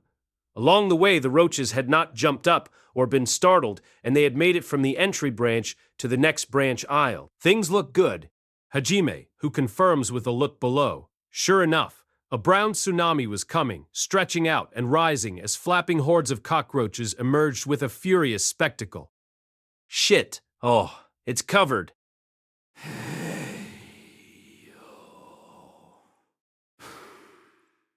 Oh! Come now, oh. Everyone was raising cries of disgust as they prepared for the biggest attack of their lives. Hajime shot rockets from Oricon. Yue used her Thunder Dragon. Shia fought with burst slug ammunition out of the Doryukin. Tio invoked Breath, and Kaori released Decomposition while Kuki's group used whatever long-distance attacks they could muster. Blooming flowers of crimson perched below, roars of thunder, spreading ripples of blue light, cut blank flashes of black and silver. It wouldn't be an exaggeration to declare overwhelming annihilation.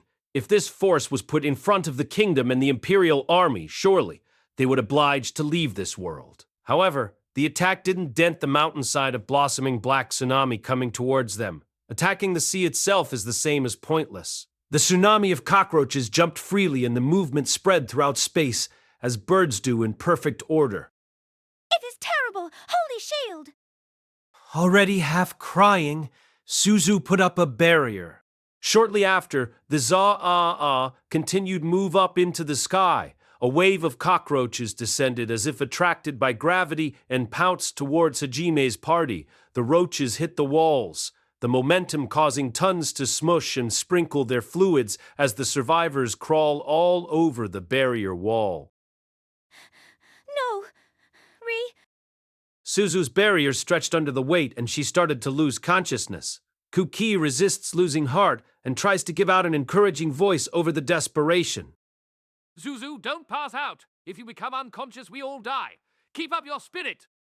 Which was part of the attack, to be swallowed by the wave of cockroaches in flesh and blood, but it's an attack on the spirit as much as a magical attack. These kind of abnormalities couldn't be avoided. On the contrary, they could traumatize you for life. Yue, take over the defense.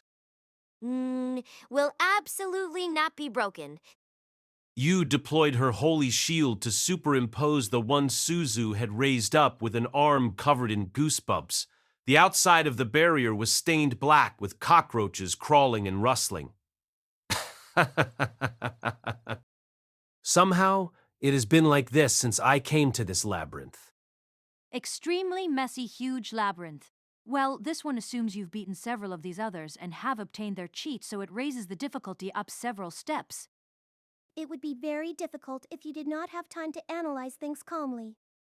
Kaori, it's okay, there's no problem. That out there is just a black sesame thing. Black sesame pudding or black sesame furikake, and I quite like it. Especially black sesame furikake seasoning soy sauce flavored, that's delicious. Rice is great.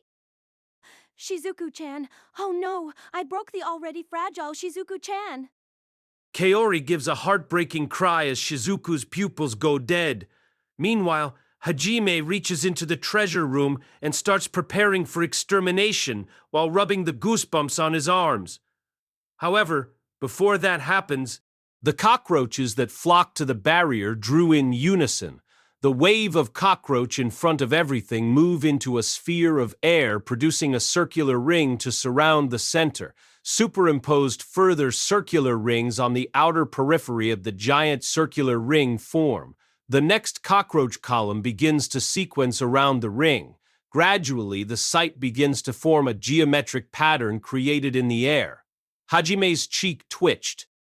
Hey, believe it or not, are they forming a magic circle? Once a magic circle was formed by Nointo handling and lining up its silver feathers formerly in the air, the countless cockroaches were now doing the same thing. Hajime and the others declared, "How gross," and continued their attack simultaneously. However, the wave of cockroaches lay ahead, so that the spear in the center of the magic circle was maintained. It'll be a meat wall, literally, and Hajime's and the others' attacks were obstructed. A dead body of the cockroaches where were blown away fell in a torrential downpour into the lower part, but this did not decrease the number at all. While continuing to fight in this way, the magic circle seemed to be completed. Close to 15 meters in diameter, it floated in the air, a magic circle emitting light of intense red and black. And when it burst the next moment, a central sphere, which consists of cockroaches, began to rise and change shape. It was a huge cockroach of about 3 meters at full length, at last. But rather than taking the oval form as cockroaches around it, it came with a needle-like tail and a torso similar to a centipede, complete with 10 legs. Its front feet had sharp finger-like knives. The face had black-color eyes and a sharp chin, along with 3 pairs, 6 total translucent wings. Perhaps this was a monster of the boss class. The boss cockroach wore dark red phosphorescent color and emits unpleasant cries. Then the cockroaches gathered around further, beginning to for another magic square. Apparently the boss cockroach could control the other cockroaches. A rather small sphere begins to be formed, plenty in the center of a new magical center. It isn't the boss cockroach, but it's clear that a special cockroach appears big. What to do? Suddenly, a torrent of the magic generated the moment. Hajime and Yue tried to make an attack on the magic circle from their footing. The both turned their eyes down immediately, but there was nothing in a branch aisle to hold. However, his magic eye caught that further down the branch aisle, on the other side of the aisle, out of sight, The cockroaches were forming another magic circle. It was trying to focus their attention on it, probably forming a magic flash to hide the other circle. Bad Hajime! It was actuated already the moment Hajime realized that. Red and black magic was transmitted through the branch passage along the scaffold. Hajime protected his face from the intense light. After the flash exploded, it wrapped the surrounding region and settled there. Hajime and the others appeared intact. What on earth was it? Hajime looked next to him to Yue while suspecting. The feeling that welled up within Hajime at that moment was not relief for her safety, and was not the usual love. It was hate. Disgust. No, the best word was hatred. Such a deep, dark feeling Hajime felt for Yue. It was apparent that Yue felt the same way. Her eyes were distorted with a murderous look as she glanced at Hajime as well. You! Hajime. They called each other's names with familiarity, but with a sort of discomfort as well. I completely despise you. I feel nothing but hate. With strong emotion, the pair pull out weapons and raise them at each other. Hajime aims Dana straight at Yue's forehead, while Yue lifts up a flame in her right hand. The words, "Oh" and "Who first" hung in the air like a classic scene in a Yakuza shop. Hey! What are you two doing? A voice came forth between the two. It was Shia, her left shoulder holding Doryukin, her posture like she was about to attack, with a very restrained voice. Shouldn't the one you want to kill be me? Don't be selfish. Like Hajime and Yue, Shia stared at them with hate and malice in her eyes. Hajime also had negative feelings toward Shia that rivaled the murderous feeling he had for Yue. When Hajime gritted his teeth and looked around, he felt death glares from Tio and Kaori as well. They looked at Yue, Shia, and Hajime, all with hate-filled eyes. Oh, hey guys! What are you guys doing? Nagumo is just Nagumo. It's Kuki. Kuki seems to be protecting Hajime while giving Yue and the others a stern glare. His eyes seem to hold a great deal of affection for Hajime as he accuses the others of acting strange. Ryutaro and Suzu did not seem to share any particular strong feelings against Hajime. Rather, Ryutaro seemed to be giving Kuki a look of disgust. Shizuku also seems to have hate in her eyes when she looks at Hajime, and a downright murderous look for Kaori. Fortunately, the holy shield barrier was still being maintained by Yu.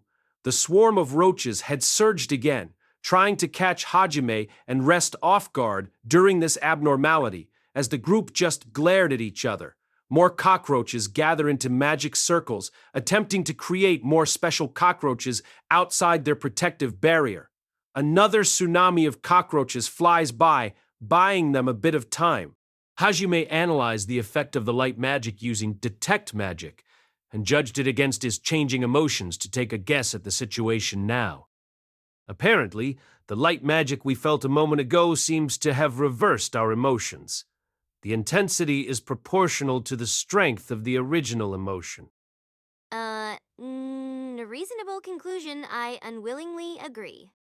Hajime explains without turning away. Yue agrees with a disgusted look.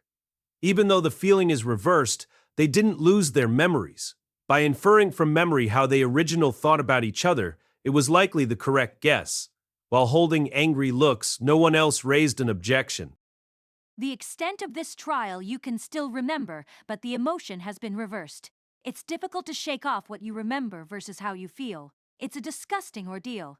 The deeper the bond, the more it'll try to tear it apart. As Tio explained the extent of this trial, she started blushing as she watched the cockroaches crawling on the outer wall, clogging her words. The allure of the cockroaches seemed to jam up everyone's words. It was Kaori who managed to put it into words. Looks so pretty. So that was also a problem. For the black devils that they would hold as enemies, the hate was flipped. Instead of being repulsed, Hajime and the others only felt endeared by the cockroaches. It was only their memories of disliking them that kept their guard up. Their emotions were inverted. They needed no more evidence to support that conjecture. The allies with the deepest bonds would be cut, their capacity to defend themselves weakened by their hatred. That might be the goal. Especially against these demonic cockroaches, they certainly had to hold on to their disgust. With the group unable to cooperate, they'd be swallowed by the tsunami of cockroaches or fall prey to the medium-sized ones, about 1 meter in length. These boss cockroaches were being produced one after another. It wouldn't go amiss to call this a desperate situation. However, the current people here were far from ordinary. It's the mountains of cockroaches I want to kill. I'd like to kill them, as well as you. Hajime and Yue stared out at the cockroaches. Their eyes seemed to penetrate through the cockroaches pressed up against the outer wall, contemplating on the boss cockroach that had created this situation. More than that. Then that? Hajime and Yue's eyes flashed with brutal glare. Yu, who usually doesn't show much expression, wore an aggressive look like that of a wild wolf. Her eyes narrowed. Dwelling in those eyes was a fierce anger like never before. I like to love. Man, I want to kill. I want to love him and be cherished. Two heads reached a boil. Their anger gushed out, hot like magma. They remembered how they had previously felt for each other. The cockroaches had messed with their feelings. No one should trifle with those important feelings between two people in love. Even against roaches, dislike and anger weren't enough to describe the ferocity that they felt for the cockroaches, something that changed to something sadistic. The feelings grew to a bitterness over the nature of the entire labyrinth up to this moment as well. And Hajime and Yue weren't the only ones. Kuki and the others flinched from the pressure of the overwhelming anger emitted from Hajime and Yue, causing them to retreat. But behind them, Shia, Tio, and even Kaori wore eyes red with anger that could only be described as demonic. Yue opened up the holy barrier, causing Kuki and the others to cast looks of skepticism and panic. Red magic began to spread out from Hajime's feet. His lip is lifted, his canine exposed, and a look of absolute murder on his face. Shortly after, Hajime leaped from the passage like a single bullet, the roar leaving behind a crater in the middle of branch where his feet previously were. Using an ability like ground shrink mixed with enhanced legs and impact change, his body moved like a bomb with body reinforcement of pure magic.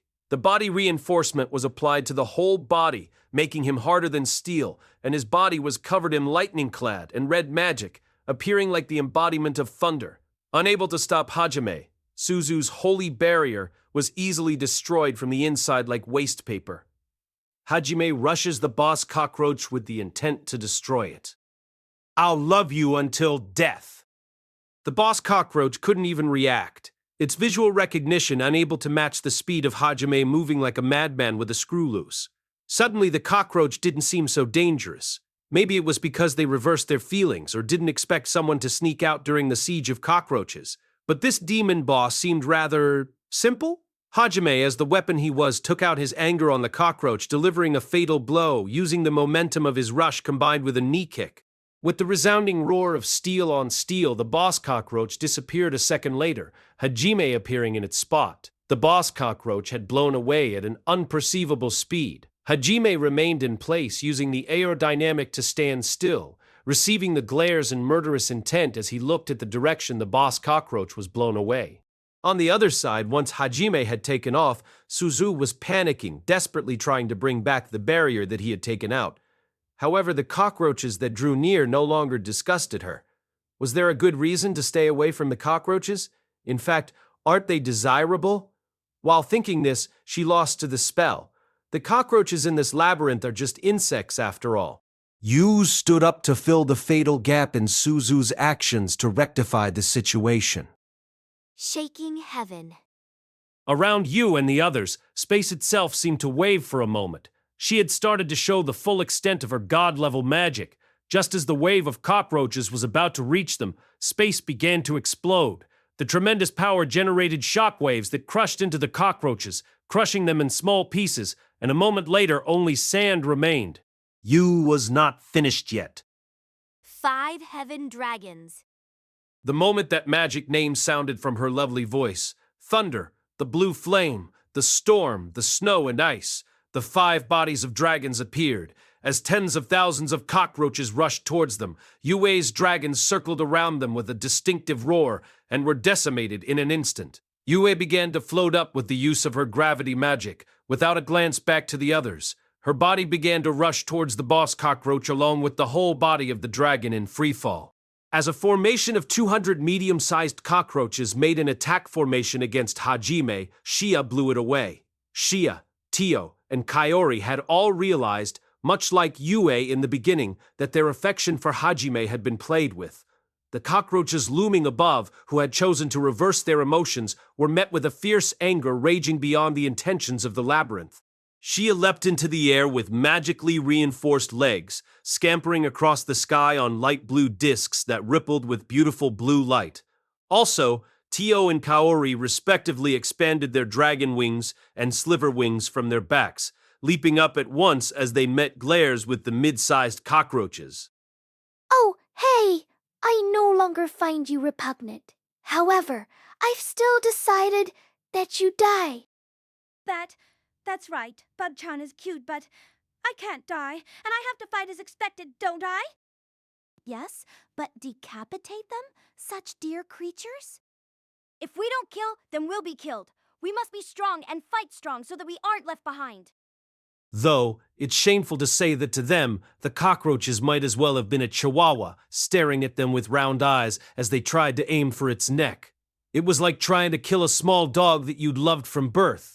It was these messed up and crazy inconsistencies that they had to deal with, but couldn't help but think that way.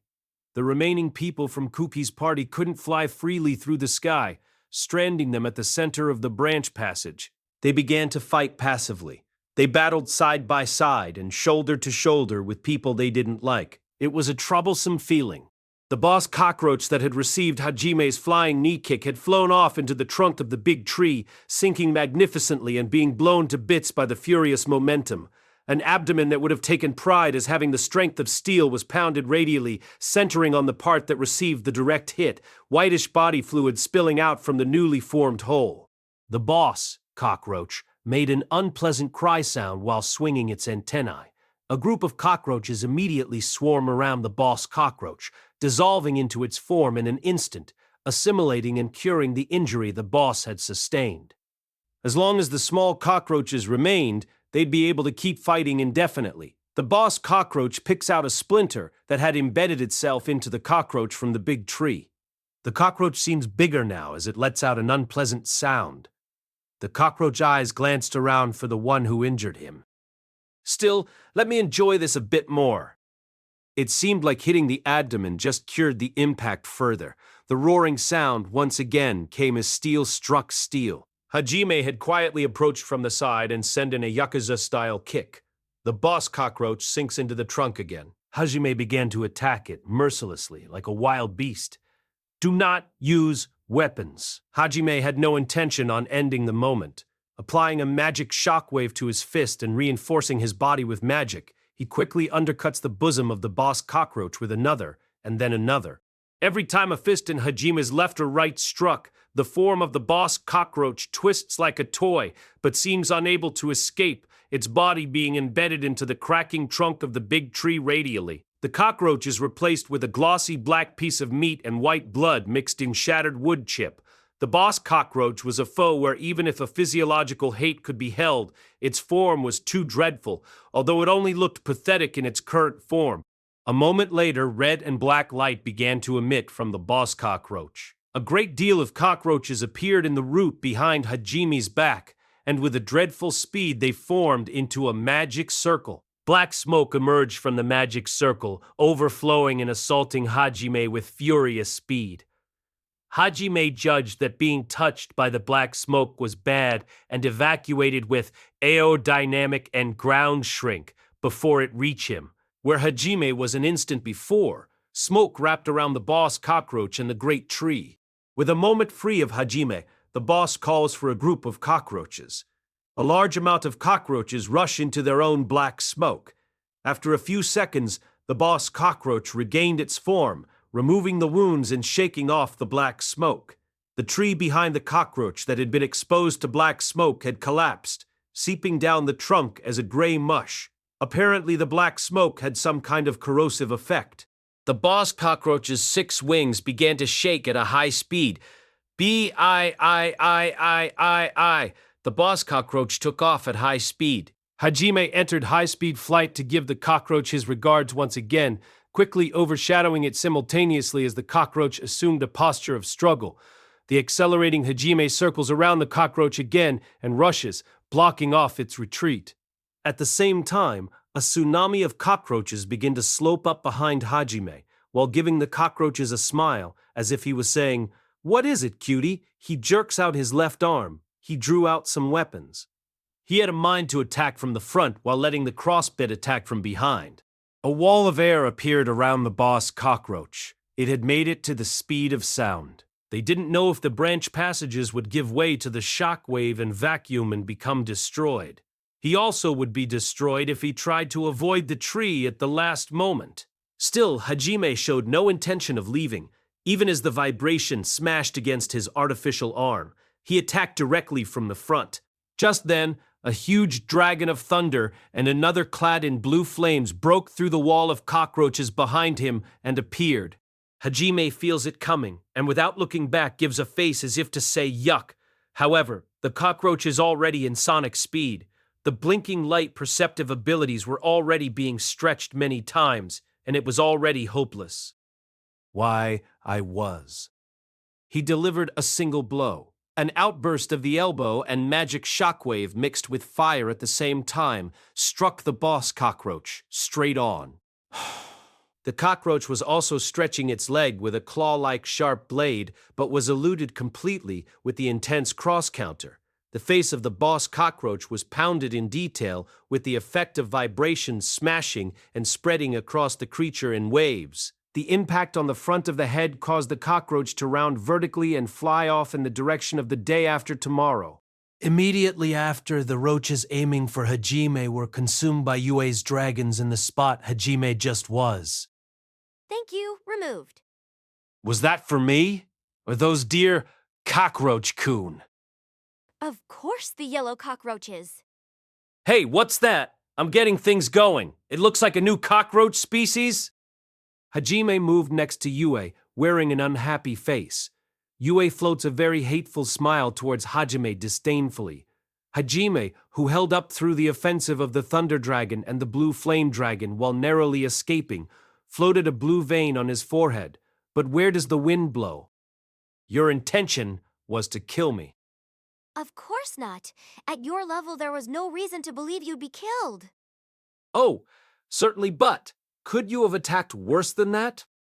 The two wore an atmosphere of disgust towards each other, being in a state where they dislike each other more than anyone. That's the effects of the emotion reversal. Yet still they were able to trust each other in combat. The boss cockroach had approached the sonic speed while still wearing the black smoke of imperceptible corrosion. It turned out Yue could take it on easier from the front and engaged without thinking.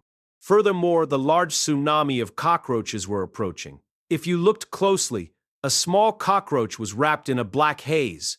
The boss cockroach draws near from Yue's side as the pair acknowledge the sea of corrosion. Hey you, that smoke decays everything. Don't let it touch your clothing, or things might become erotic. Perhaps for a rotten character like you. I'm sure I'm resistant. They spit venom at each other without hesitation, cutting words at close range. Meanwhile, the black smoke coalesced into a black tidal wave of corrosion around the boss cockroach, moving at sonic speeds, targeting Yue and Hajime in a manner that was anything but disordered. However, it seemed like the two couldn't be bruised. The black smoke rushed in, making a sonic boom, reaching out for the two people in front, and they instantly moved away, dancing around the streams of smoke as they glared at each other. Their movements seemed impossible to follow. Hajime had drawn Dana and began firing while Yue used her finger as a baton, creating a dragon with the body of a tornado. 6 of Hajime's bullets shot out in a flash, landing in the forehead of the boss cockroach at the same place and time. The boss cockroach's head explodes, and Witch is blown off, sending it into a tailspin once again. Meanwhile, the black tidal wave was engulfed with the colors of 5 dragons. The Thunder Dragon left only remnants of roaches, while the Blue Dragon annihilated them completely. The Ice Dragon froze them, while the Stone Dragon petrified them, 100,000 at a time. You're playing through them quickly. Will you run out? Even without material, I'll play. While the cockroaches rain down like a torrential downpour, the boss continues to take in small cockroaches with each movement in a move that only feels desperate. You and Hajime's voices could be heard, looking up with crescent-shaped mouths and laughter like devils. It probably wasn't a conscious action. It was a more instinctual thing. It's instinctually realized that it touched a presence that should never ever be touched and became an enemy. The boss, cockroach, clad in the black smoke of corrosion, began to panic and gave a scream. More small cockroaches were called, and as they approached the boss, they became clad in the black corrosion as well before compressing. The smoke seems to compress into a black shell, creating hundreds of shots. And of course, the shells maintain the corrosive properties. So the boss was creating corrosive ammunition out of the small cockroaches. Effects of the instantaneous corrosion and compression left an uneven smoke. The boss released a shockwave, sending out the corrosive shells, which struck and corroded a branch aisle the moment it was pierced. It headed for Hajime and the rest rapidly. Wasteful. You uttered a word. Shortly after, a gate forms right in front of Hajime and Yue and spreads. The spatial magic does a spatial field that becomes an invincible shield at the same time. The shell that would corrode anything the instant it lands couldn't avoid passing through the developed gate and disappearing into somewhere. It's a perfectly wasteful ball, as you had said. But the boss cockroach, now in a complete state of panic, can only half acknowledge that. Averting the orbit while screaming, it bypasses the gate to rush at you. However, the gate wasn't simply a place to banish the cannonballs away. Just after increasing its speed and detouring, it struck something in the air, and as it was caught, it became a whole-body crucifixion. Its movements are simple. Is its mind still only that of a cockroach?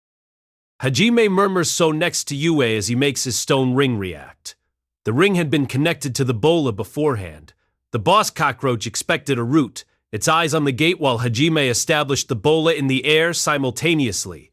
And the wire used for this bola is extra fine, so-called steel thread. Steel thread could be stretched as the effect given by generation magic. Sign insulation concealed an ore part of the bola, and a cobweb might be spread in the air. The boss cockroach had rammed into the net, ready to catch it if the cockroach touched, and carefully, the bola matched the impact of the rush and entangled, securing the boss cockroach in the air as it is. While spitting curses and strangely trusting each other, the pair continued to fight back to back without hesitation, sharing in the defense and attack without requiring a wink of conversation. Were these guys really hating each other under the emotion reversal? If the boss cockroach could say words, it surely would have grandly succumbed asking as such. I wonder, Yue. Hajime inclines his neck while spearing the eye of the boss cockroach, continuing to harass it while it remained crucified in his web. I think my feelings of hate are starting to fade. It's about halfway gone now. I'm able to stand it. Coincidence. I also feel that Hajime is bearable, and with the cockroaches, I don't feel the need to love them. Oh, indeed. Tio guessed that the emotion reversal was another trial of the great labyrinth. Like the pleasure hell that chooses viscous liquid of milky slime, Hajime also inferred that it could be conquered. After all, it'd be a troublesome place if your feeling reverse could never be conquered, and you ended up hating your partners forever. However, Hajime and Yue fought together to overcome it by nature. Or so it seems. Potential? After having your spirit upset by feeling the reversal, and the cruel treatment center filled with making the boss cockroach, the feeling of turning back may be tempting. Alternatively, it may be that the two of them exerted a simple and mysterious ability of creating pink space anytime, anywhere. In any case, it reminded Hajime of a quote about every time not being a possibility that certain working authorities once murmured. Well, Yue, since you're acting playfully, how about one last game with Mr. Cockroach? Winning is possible if you like your opponent. Again, two people show a smile that could only come from a devil. Absolutely. Are we sure they had a feelings reversal? Is that really likely? An observer might have succumbed. The boss cockroach has finished restoring its body and managed to sneak out of the bola's restriction with the use of the black smoke of corrosion. It wore black smoke and again produces 3 to 6 shockwaves and a vacuum blade with a flap of its wings. However, the boss cockroach shouldn't be negligent. Up to this moment, Hajime had been pulling his hand. He refused to use heinous weapons, no direct attacks by powerful magic, not even attack while playing. He was playing to the full level. Things that were not perceived were the complete lack of aggressive intention. Demon or not, the creature's body showed the miserable result. Hajime appeared at the back of the boss cockroach, inserting centrifugal force with body strengthening, hammering down with an aerial turning kick into the back of the boss cockroach with an instant move. The boss cockroach, which made a noise, curved like a shrimp with its shell in the air and blew away. The black smoke of corrosion should have been worn, but with Hajime covered in bright red magic, it did not seem to affect him at all. Blown away at intense G's, the boss cockroach desperately tried to regain its balance. Yu appears from a spatial change right in front of the boss cockroach, waving her hand slightly in front of it. Immediately after, space becomes Gyobo. A shockwave with some directionality makes a noise, and shrinks, and generates the power by which space turns back at the next moment. The boss cockroach, which is assaulted by a dreadful impact from the front like a pinball, this time blows off in the direction of the day after tomorrow. The surface of the body is ragged already, but that's just the start. Hajime had already moved position. Once again, an intense kick blows the cockroach away. Blown away, and still, to Yue, blown again. Back to Hajime. Hajime and Yu hit each other, such as the air tennis with a boss cockroach ball. Echoing are the heartbreaking cries of the boss cockroach in the vast underground space. The boss is moving so fast and irregularly that the swarms of cockroaches are unable to have time to help. The corrosive smoke doesn't affect Hajime, and doesn't touch Yue to begin with. Yue's body is able to repair any damage before she's even aware, so there is no risk of dying. Their play seems to be the doing of devils and fiends. Using up and playing with their love by this trial in the labyrinth might have turned them into such. Further, a rule of the game is loss of the person who failed in the rally first. Hajime. And in the middle of their rally, suddenly received sense talk from Yue. Because they are moving at high speed with changing distances, this was necessary. Hajime replies while flicking the boss cockroach with an overhead kick. What happened? Oh, Hajime. What is it? Hajime. Hajime. None. Yue just kept calling Hajime's name repeatedly by sense talk for a while. The tone seemed to be changing into something more spoiled-like. Hajime begins to notice it in the tone, in the feeling. You, back? Perfection for Hajime? Yes, me too. There is only pure malice for this cockroach anymore. And for you?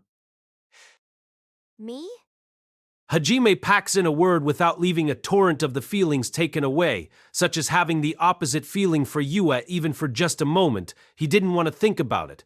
The violent malice as well as the anger for the boss cockroach rose up once again, but he had to say the words to his sweetheart where there were once cruel words.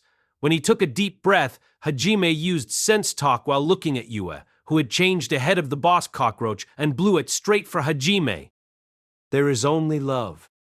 And me too. The voice that seems wonderful and sounds dear to Hajime. Feelings of thousands of emotions were included, and the word floods through his chest. Hajime and Yue stay in the air just as it is, saying only those words with patience even if it has to be seen. The boss cockroach with discharged body fluid flied overhead, but the two people's eyes don't look away. It was just Yue and Hajime. They say nothing when the distance between them disappear and two people embrace in midair. Their lips meet naturally. Light kiss without words, only just touch, as if the thought was more than enough. Hajime holds Yue's slender waist and Yue wraps her arm around Hajime. Their lips release as the two of them confirm that the feelings inside them are normal once again, staring close distance with smiles on their faces. The boss cockroach, which had finished playing around at that point, gave them some distraction. With a scream, it dispatched cockroaches which rised up simultaneously. That won't be the light once such as tidal waves anymore. They were forcibly trying to close the space with cockroaches. A huge dome began to form, heading up towards Yue and Hajime. Hajime had long since lost track of what happened to Kauki and the others. The dome was filled with black smoke of corrosion. When seen from the outside, the surface seemed to rustle, the mountain rising where it could be seen. The underground space where the big tree was made at the center was buried with a mountain of cockroaches, mostly. The cockroaches had managed to accumulate not just at the bottom, but also the ceiling and walls as well. If someone said all the cockroaches in the world were gathered here, it'd not be surprising. And the space was closing quickly with cockroaches in the next moment. It was reduced quickly with the sounds that suggested so. Will they be crushed to death or captured inside of the ocean of cockroaches? The center is, of course, Yue and Hajime. At the end of the underground space, there was Shia striking down a medium-sized cockroach and leaving it for Kuki's group to defeat. They also seem to have exceeded the pile of cockroaches a short while ago. It also seems to come off from an area by a compressed thing. The boss cockroach is entering a reduced sphere directly while flapping. Closed space of a hug cockroach was in the compressed state so that there were no gaps to the interior already. The boss cockroach makes an unpleasant sound. That seemed to be an attempt to clear its former humiliation as a ball, and it seemed to be the roar convinced of a victory. But that will be overturned immediately after. A cockroach was repelled from a spherical center, trying to find the dead body from the center of the sphere of cockroaches. Oh, you want a fervent embrace? The boss cockroach stops, instinctively taking a step back. The fear of being teased by these two people ran deep, but that's because the power they exuded was feared above all else. A gap formed that you could put out both hands together. They flash blue, and in the meantime, a small group of flames begin to swirl around. When seeing that, they seem to have just done the flame system's finest aggressive spell, Blue Sky. When ordinarily thinking, making Blue Sky can excel in some small extermination. It'd seem like an insignificant act, but genius magician you wouldn't do such a nonsense thing. The blue flame between the two hands, the splendor is increased from moment to moment. On the contrary, it kept burning. It's as if looking to create small stars. Selection.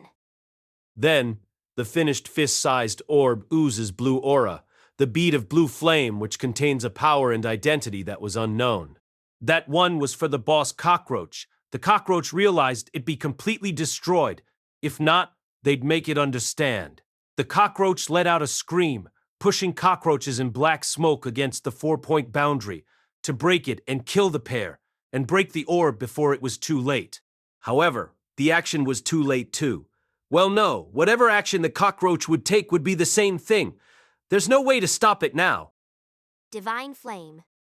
Like the judgment of God himself, the pulsating blue overran the entire place. Divine Flame. Addition to a treasure. Shortly after, the function of the annihilation magic became apparent. The blue flame began to pulsate with a Dukan sound. Blue light spread around the underground space and began to swell from inside. As the ripples spread like ripple of water triggered by a drop of water, there seemed to be an ominous gait that was devoid of mercy. The cockroaches that were touched by the blue light did not offer even the slightest resistance, merely disappearing without even ash remaining. At the sight of this divine flame, the boss cockroach ran like a scared rabbit. A scream was caught in the light of the spreading blue that ballooned away from you before the boss cockroach unceremoniously disappeared without another sound. Without the boss cockroach, the small and medium cockroaches that were being fought by Shia and Kuki's group became confused at the loss of leadership and became trivial nuisances. The blue light continued to spread. It swallowed the cockroaches around Shia as well. As the flames spread out, Kuki and the others watched it approach with anxious looks. It wasn't unreasonable for them to feel rushed.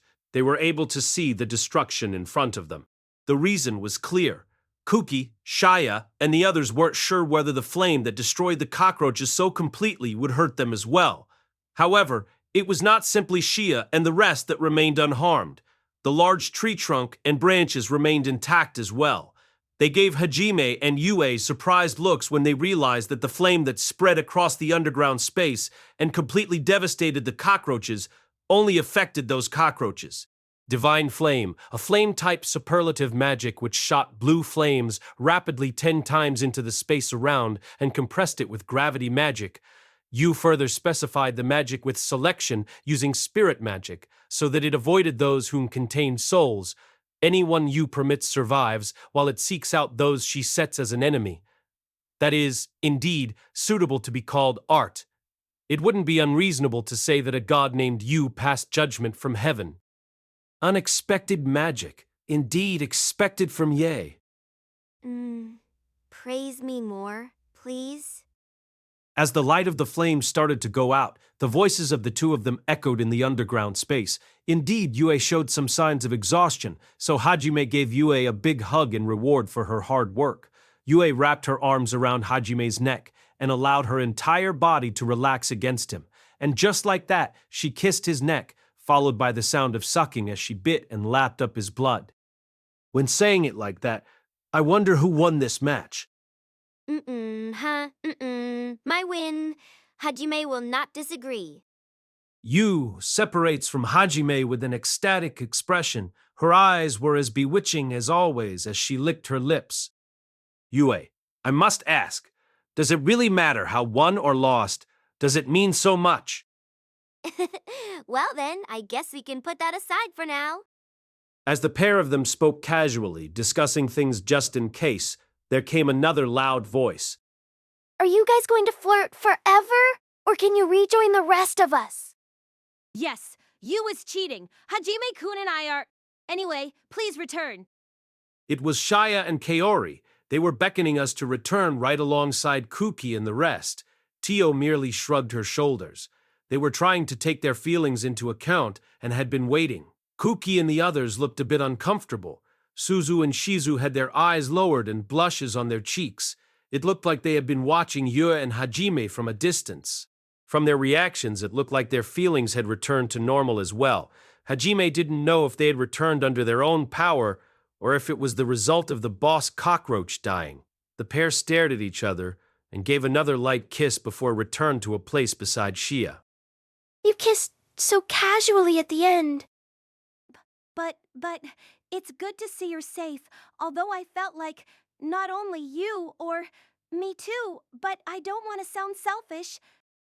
Indeed, as expected of Yue and Hajime, battling in a world alone, tossing him around like a toy, it wasn't as pitiful as expected. There were 3 people which came away with 3 different responses, but it was Shia's words that had the biggest impact. Hajime gives her a hug with one hand without releasing Yue. She doesn't seem to mind at all. However, Kuki and company wore mixed expressions over his nerve. Did you recover your feelings on your own? You could say, I return on the way. Yes. May I ask that you would return to normal without help? You may say that I also returned without help. I assume that the trigger was jealousy over the war declaration between Master and you. This mistress was envious of their fervent love. However, soon they did not even bother with the cockroaches. Just each other. Was that the same for Shia and Kaori as well? Yes, it was... Well, Dash, how is it? The last cockroach to die was back to being unpleasant. Shizuku appeared to be the only one to recover on her own. It was expected of Shizuku given her mental strength. Kauki and the others must have received even more damage as they had to watch their lovable cockroaches die all the way to the very end. A bit later, Shia was asking Yu about the magic from a short while ago. Suddenly, a portion of the large tree near the ceiling started shining. While helping Kauki's party recover from their damages, Hajime observed a meki-meki sound, followed by a giant branch which began to grow anew. The branch created a new aisle, as its length increased little by little. Hajime and the others remained in the 4-point aisle from the start of the cockroach attack until the 5th branch joined up to their intersection. The branch aisle had come from the ceiling. C0 it took the form of a stairway which led them up the branch to the heavens. After a brief look at each other, Hajime and the rest hurried to follow the newly formed path. When they finished climbing the 5th branch aisle, they entered another cave-like room. Hajime remained on his guard, and before long a magic circle glowed, and they found themselves teleported once again. After the light settled, they could see that they were in a garden that spread out right in front of them.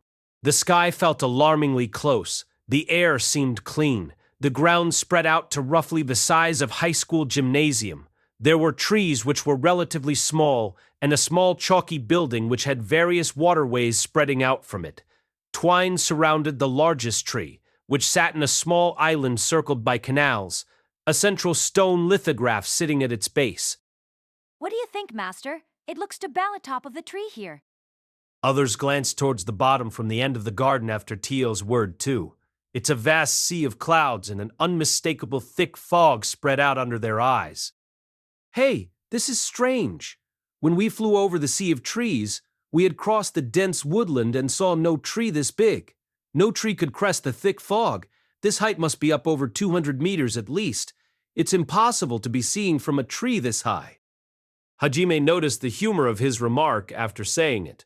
After all, the upper part sticking out from the thick fog would only be natural, especially considering the size of the tree as seen from the ground expanding across the dense woodland. Nevertheless, you would think that the large tree's size would have been verifiable before now.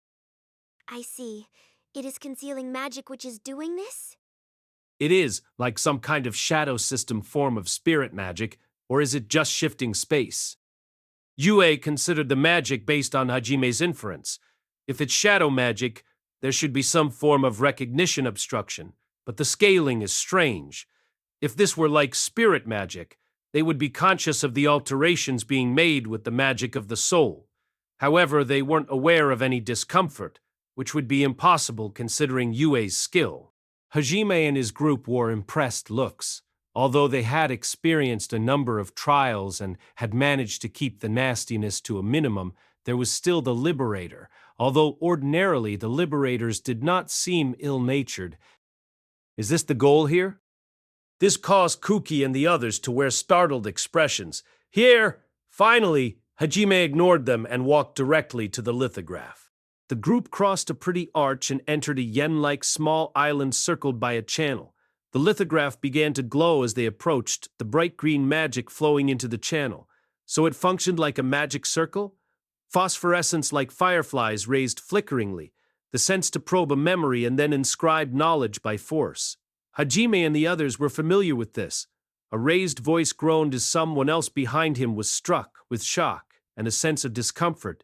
As the knowledge flowed into Hajime, the tree began to entangle around the lithograph and swell. Hajime and the others assume a posture of struggle. The shape of the tree began to change, tearing away branches as it formed. Phosphorescence rose away from Hajime, forming into the image of Aperson's face in the middle of the trunk. It takes on a female appearance from the shoulders up. First of all, Paddy like to say congratulations. You've defeated several of the great labyrinths. I am Lulu Haltina, and I prepared the Haltina, Sea of Trees, Great Labyrinths. I apologize for the very difficult trials I prepared with the maximum regard. She seemed to have used the tree as a medium for her recording. This was the form instead of Oscars, pictures.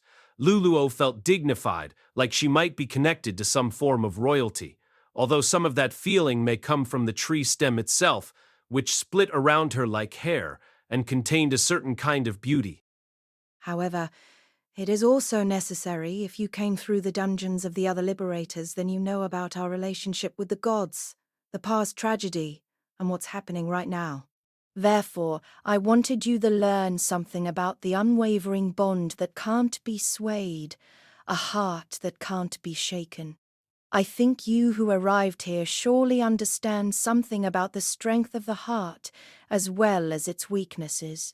PM, wishing sincerely that is of assistance to you in the future. Shia listened to Luluo Haltina's talk with a meek face, but Hajime was already impatient. He didn't need pretentious excuses. For once, however, he quietly read the air. I do not know for what purpose you sought my magic, sublimation magic. You are free to use it as you see fit. However, stick to your bonds and do not drown in power. Hajime was already looking around restlessly. How is it? Even if he watched it, it wouldn't change anything. He was already considering removing the lithograph to shut her off and move on already. My god-level magic sublimation is the power to make everything evolve. That is the knowledge that is given.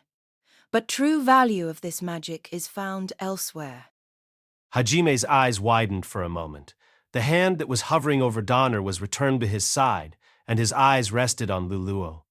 The real value of sublimation magic wasn't given in the knowledge. Tell me that first. Hajime pointed a blaming look. Sublimation magic makes the power of everything be sublimated, literally. The other god-level magics are no exception for that. Gravity magic, spirit magic, alteration, space magic, these mighty forces are the foundation of the management, all of which lead to further evolution even when combined with each other. This magic would be better called magic concepts. Someone made a gulping sound, resonating the desire for such a magic. Hajime also had his eyes opened wide in surprise. At one time, in Milady's Raisin's labyrinth, she suggested that if he obtained all the gods-level magic, he might be able to find something that would grant his desires. He needed to obtain god generation magic. It probably meant this. Concept magic is the meaning which is just as it sounds, the magical manifestation of how magic acts in this world. Even if you obtain the god-level magic, it cannot be used so easily, because concept magic is invented by utmost will, not theory. So that was the reason it couldn't be copied by Magical Circle. After hearing the explanation, Hajime frowned. Utmost will. If it's an explanation done so lightly... We 7 liberators worked over the course of decades and only managed 3 magical concepts. However, that was enough for us. But which one will you need? Just as Luluo said so, the lithographic center slides and something like a pocket watch comes out from the inside. Hajime takes it into his hand. One needle of the same length was fixed on a plate in the center of the semi-transparent lid. On the backside was a pattern painted in the form Luluo Haltina used. Apparently it also serves as a proof of capture. Luluo resumed her explanation. For the name, it's called the Compass of Desire. The concept that, when activated, shows the place I desired. Hajime heard the explanation and his heart skipped a beat. The place I desired is shown. That means... It will lead you to the location to want to go. Anything, anywhere, be it hidden or netizen. Even in another world. The different world Luluo is talking about will be the world by which the mad gods reside. The liberators must have used concept magic out of utmost will, to beat the gods, of course. Therefore, this compass was produced to find the place where God was. Hajime was certain Oscar helped make this compass, using the concept magic as well as his generation magic. But it should also be possible to use this compass to show them how to return to Japan. A means to return home was found. Delight welled in Hajime's chest like he might burst. Yua clenched his hand and gave him a firm squeeze, looking up at him gently. To get all the gods' magic, if that is your goal, you'll be able to travel anywhere. I wish you to move forward with free will and find happiness in your life. Good luck for your future. Luluo had come to the end of her words after giving her speech. All that was left was the tree with the entangled lithograph. They remained immersed in the afterglow in silence, as if chewing on the events that just happened to their satisfaction. Only the sound of the rustling of leaves as the wind blew gently affected their vicinity. Yue just to hear it using the magic of sublimation combined with spatial magic. Can we cross to another world? Startled movement spread across Koki's group behind him. Yue understood the weight of those words and the exploration of that potential, and with the strongest magic user with the knowledge of the gods inscribed in her mind, she searched for a solution. As a result, she obtained the answer, TM Sa T. really. Just that. If the world can be exceeded simply by mixing spatial magic with sublimation, then certainly the liberators wouldn't have had so much trouble too. Luluo has said that there were 3 concept magics that had been produced. The first concept was given to the Compass of Desire. It would stand to reason that the other concepts would be the concept to go to another world and the concept to overthrow the gods. In other words, when not attaining to concept magic, the idea of leaving the world is difficult. Yu was hanging her head dejectedly at being unable to meet Hajime's expectations. Hajime gave her a kind smile and combed his fingers quietly through her beautiful gold hair. Yu seemed ticklish, looking upward at Hajime and shrugging her shoulders as her aunt his fingers over her skin. It's no problem. I was being greedy. It was just a thought. We just need more god-level magic. We just need to get the right one, and you'll definitely be able to figure it out, so don't have such a face. The heart that was impatient at the thought they might be able to return had already recovered its poise, and Hajime shrugs his shoulders with the expressions he had to spare. In answer to whether Yue was relieved at his recovery, like usual she snuggled close to him. Well, is Yue and Hajime back to normal? I think a shortcut formed for us to return to entrance, so less lovey-dovey for now. Shia, while looking at Yue and Hajime, interrupted their pink space while saying, yes, as always. Certainly in one corner of the garden, the magic circle appeared. As Shia suggested, that would be the shortcut to descend back to the ground level. After checking the magic circle, Hajime strokes Shia's bunny ears to correct some of her sulkiness. Then Kauki starts to speak up. Oh, hey, Nagumo. A short while ago when you received the concept magic? Yeah, we should be able to return now. At least, this compass will tell me where to head next. Really? Kupi wore an expression as if hope was lost. Ryutaro, Shizuku, and Suzu also wore feelings that looked ready to explode, like they might start crying at any second. They were hesitating over the lack of getting the god-level magic, but only because Hajime was there for the moment. It seemed like they would have to depend on Hajime.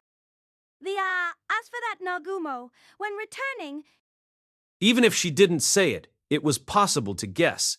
They remembered Hajime's indifference to his classmates, that they might only be able to return if Hajime does it for them. Reserve goes out when perfect salvation depends on the benevolence of another being straight through. Suzu, as the typical mood manufacturer, was either in a good place or a bad place, as she tried to talk and stir around the subject of returning home. The thought was they could return naturally too, but that was groundless and, well, Hajime didn't hate this kind of thing. Be relieved. There won't be any capacity restrictions or demerits. P1L return everyone if it can. it is taken along or he. Thank you, Nagumo-san. For the fact that you had so little confidence, you didn't really do anything, did you? Oh, Kuki, Ryutaro, and Suzu hang their heads to their chests. With just sublimation magic, the ability of every magic can be raised a bit. Of course, when you already had god-level magic, the necessity to sublimate it would look more like a limit breakthrough without the side effects, so there would also be some restrictions. Like rebirth without the side effects or something like that. Still, they seemed unconfident. It should be said that they couldn't get sublimation magic, but also that it could be expected. It was that the tests were flawed and exploitable that they made it to the end in the first place. But as such, Kuki and the others hanged their heads. Still, one person tried to follow awkwardly with the circumstances. Yegashashi, you seem to be able to use the new magic? Oh, I think that I can use it, yes? Oh, is that true? That was really it? You've learned it? indeed, Shizu, Suzu's bride. This also could be expected. Shizuku had been through the pleasure hell, a dream of the ideal world, and having her feelings reversed all without help. Even if her battle ability wasn't enough, the god-level magic was worth getting just from the mental power she had to fight through. It was heartwarming, but it seemed like Suzu was the only one who appreciated that fact purely. Ryutaro wore a mortified expression, while Kauki wore ominous shadows in his expressions while he praised with a smiling face. Shizuku watched Kauki with an anxious look at that. Anyway, back to Fairbergen again. Slowly. Hordes of cockroaches was light trauma, serious mental damage. Yua needs to heal with spirit. Koofa-foo-foo. Pixie right up. I too! 7 put my head on your lap too! Yui's already done enough. I'm on top of this. It's because everything is done. Because everything is done. I say it twice because it's important. The tired master should step on mistress. It'll be good. I make the mistress chair replacement C0. You can relax. Do you have a firm foothold separately? You may stamp as much as you like.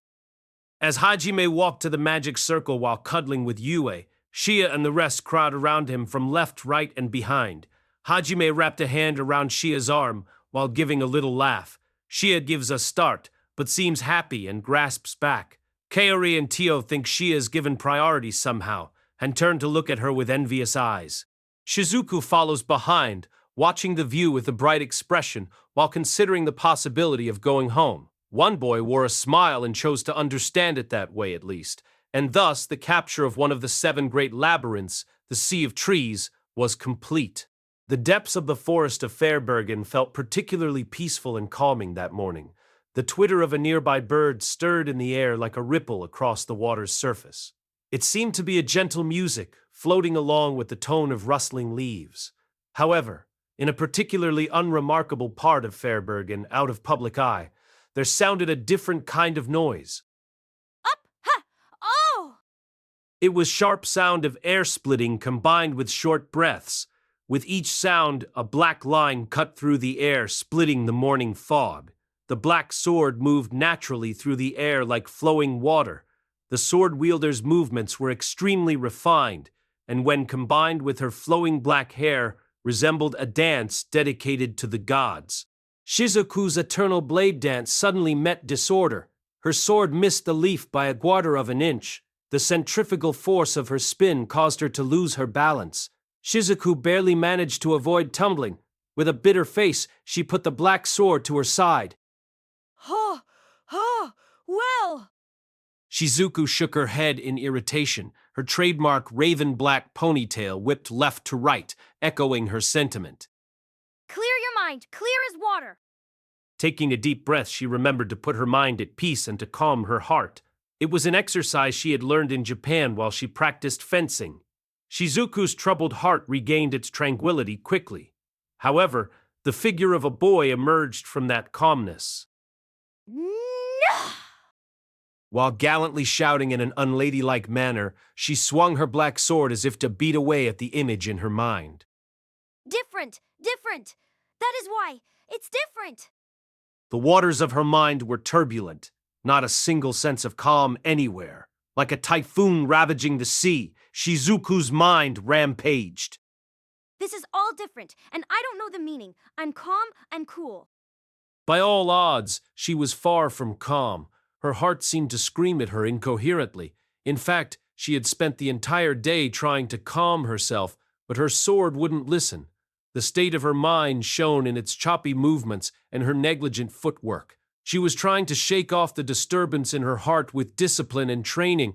Why, it wouldn't be an exaggeration to say Shizuku spent all night focusing on that. Yesterday, Hajime and the rest had returned from the Haltina Great Labyrinth and chose to rest immediately. Shizuku got a meal and a bath before immediately going to bed, of course. However, she couldn't sleep for some reason, her mind turbid.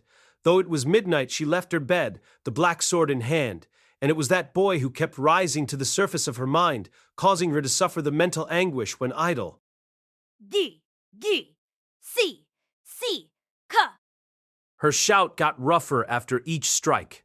It was the unpleasant events of the large labyrinth that she couldn't avoid thinking about. It had started after they were brought into that world of dreams.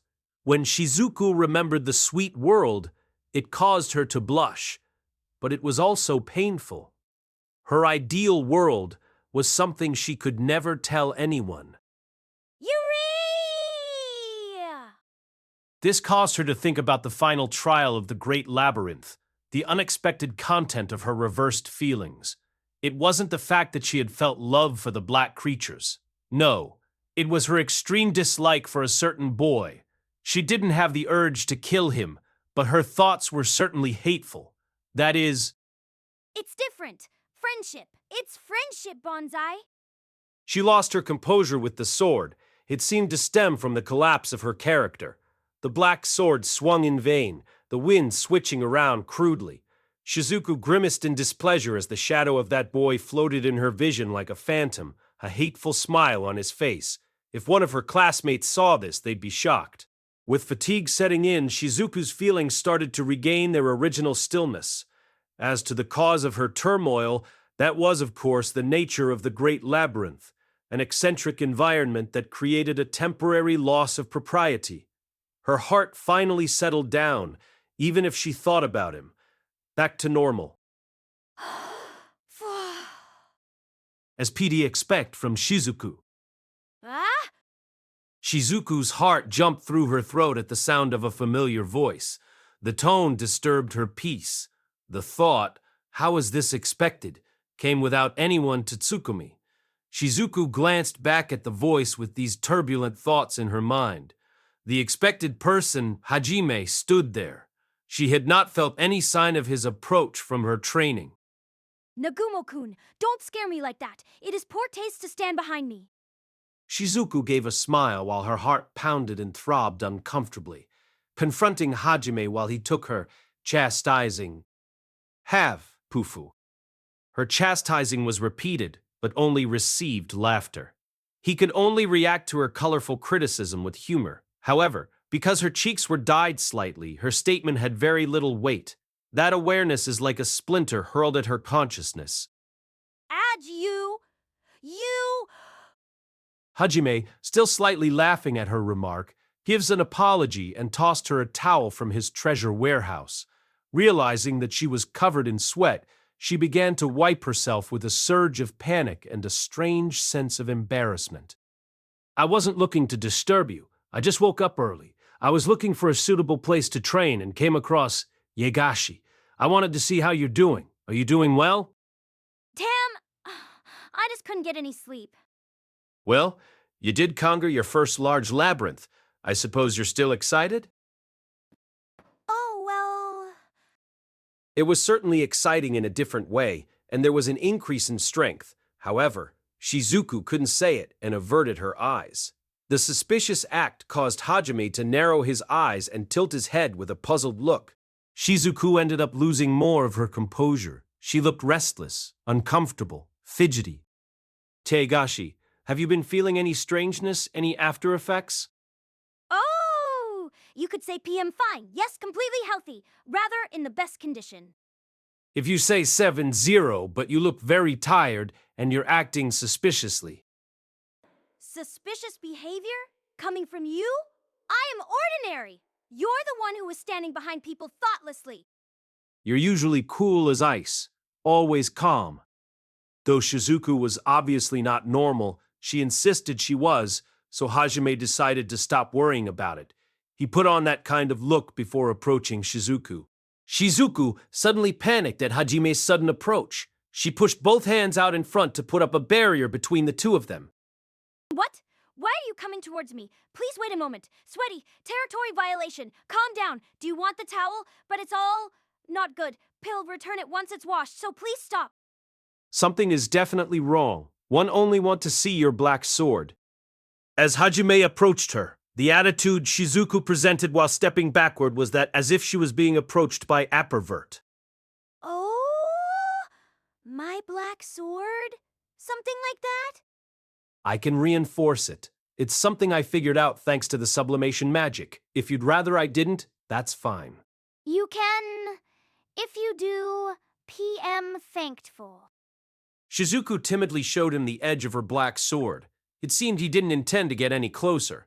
Shizuku was acting more and more suspicious to Hajime, but he supposed she didn't want to get close to someone after sweating so much, so he gave a shrug. There was no conversation. As Hajime fiddled with the oar, only the sounds of small birds chirping and the whispers of leaves could be heard, and the morning peace and calm returned. However, Shizuku did not feel particularly uncomfortable. Although there was some tension between her and Hajime initially, the silence did well to help her regain her peace of mind. Hajime doesn't spare Shizuku a single glance, deep in concentration. Hajime's pupils take on a serious expression, brightened by red magic. As Hajime's hands moved, crimson magical light altered the composition of the minerals themselves. Shizuku's thoughts were like, as expected, it's beautiful. As she watched Hajime's face while he worked, she started to doze off, her head falling to her shoulder and elbows. After staying up all night, drowsiness was the consequence.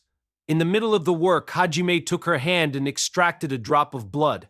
The act startled Shizuku, and almost caused her to fall from her chair. As the moments passed on, Shizuku began to fall into a sense of strange comfort, her eyes once again growing heavy. Then Hajime's voice spoke up. "Look, it's done, Yegashi. You're asleep?" Her arm functioned as a pillow for her head. Hajime squinted at her face, observing that her eyes were closed. He looked in amazement at the defenseless expression she wore as she slept. Normally, one would wake them up gently, or perhaps put a jacket over them. Hajime instead shoved magic power into the sword and presses it against Shizuku, activating one of its functions. Sparks gushed out the blade. Shizuku made a scream, stiffening up and springing to her feet in an instant. Hajime had activated the fireman's standard thunder, which was certainly one way to wake you up. As soon as the black sword was pushed away, her head thumped face first into the table, white smoke rising from her body as she rubbed her jaw with one hand. Why'd you do that so suddenly? Naturally, the recovering Shizuku roared in anger. She hit the table with her hand and gave Hajime a scowl. "I figured I could wake you up and test the weapon's efficiency at the same time." You say that without a single reservation. This guy... As Shizuku tried to throw out words of protest, she realized that she had tossed the sword away while being shocked. She raced over to recover it. "Before obtaining the sublimation magic, the best I could do was add 1 or 2 abilities to ore. However, by tying the magic with the generation magic, I was able to create 2 or more effects." And you're ignoring my anger to explain... All right, it's fine now. Since Hajime began explaining the reinforcement of the black sword as if nothing happened, Shizuku decided to let it go with a grand sigh. She watched him with scornful eyes, trying to convince herself to do so. "Therefore, I added some new magic to the black sword. One is gravity magic. The weight of the sword can be changed. You can pull and repel against the blade, and even cut gravity itself for an instant." That is amazing. The scorn in Shizuku's eyes dissipated during Hajime's explanation, instead of opening wide as she glanced over the black sword. However, it might have been too early to be surprised. As Hajime's explanation continues, her face starts to tighten over the full abilities of the sword. First, it is possible to rupture space itself using spatial magic. The black sword can repair itself automatically with reproduction magic. Moreover, it may aid in the recovery of the user to boot. It can also damage the spirit by penetrating the body with spirit magic. As well, Fireman's Standard Thunder and Wind Nail's performances were improved, plus the new ability Shock Conversion. Furthermore, the authentication method and status of the plate was reworked so that a long intonation is no longer necessary for a high effect. The sword itself has a movement state, allowing the spells to be used chantlessly. Because Yegashi is a speed fighter, she wouldn't able to spend long periods intoning a skill. Hajime finished his explanation. Shizuku watches the black sword in her hand, cold sweat running down her face. The original cheat sword she possessed has now become flat-out bugged, no matter how you look at it. If its performance was known, wars would be fought to acquire this weapon.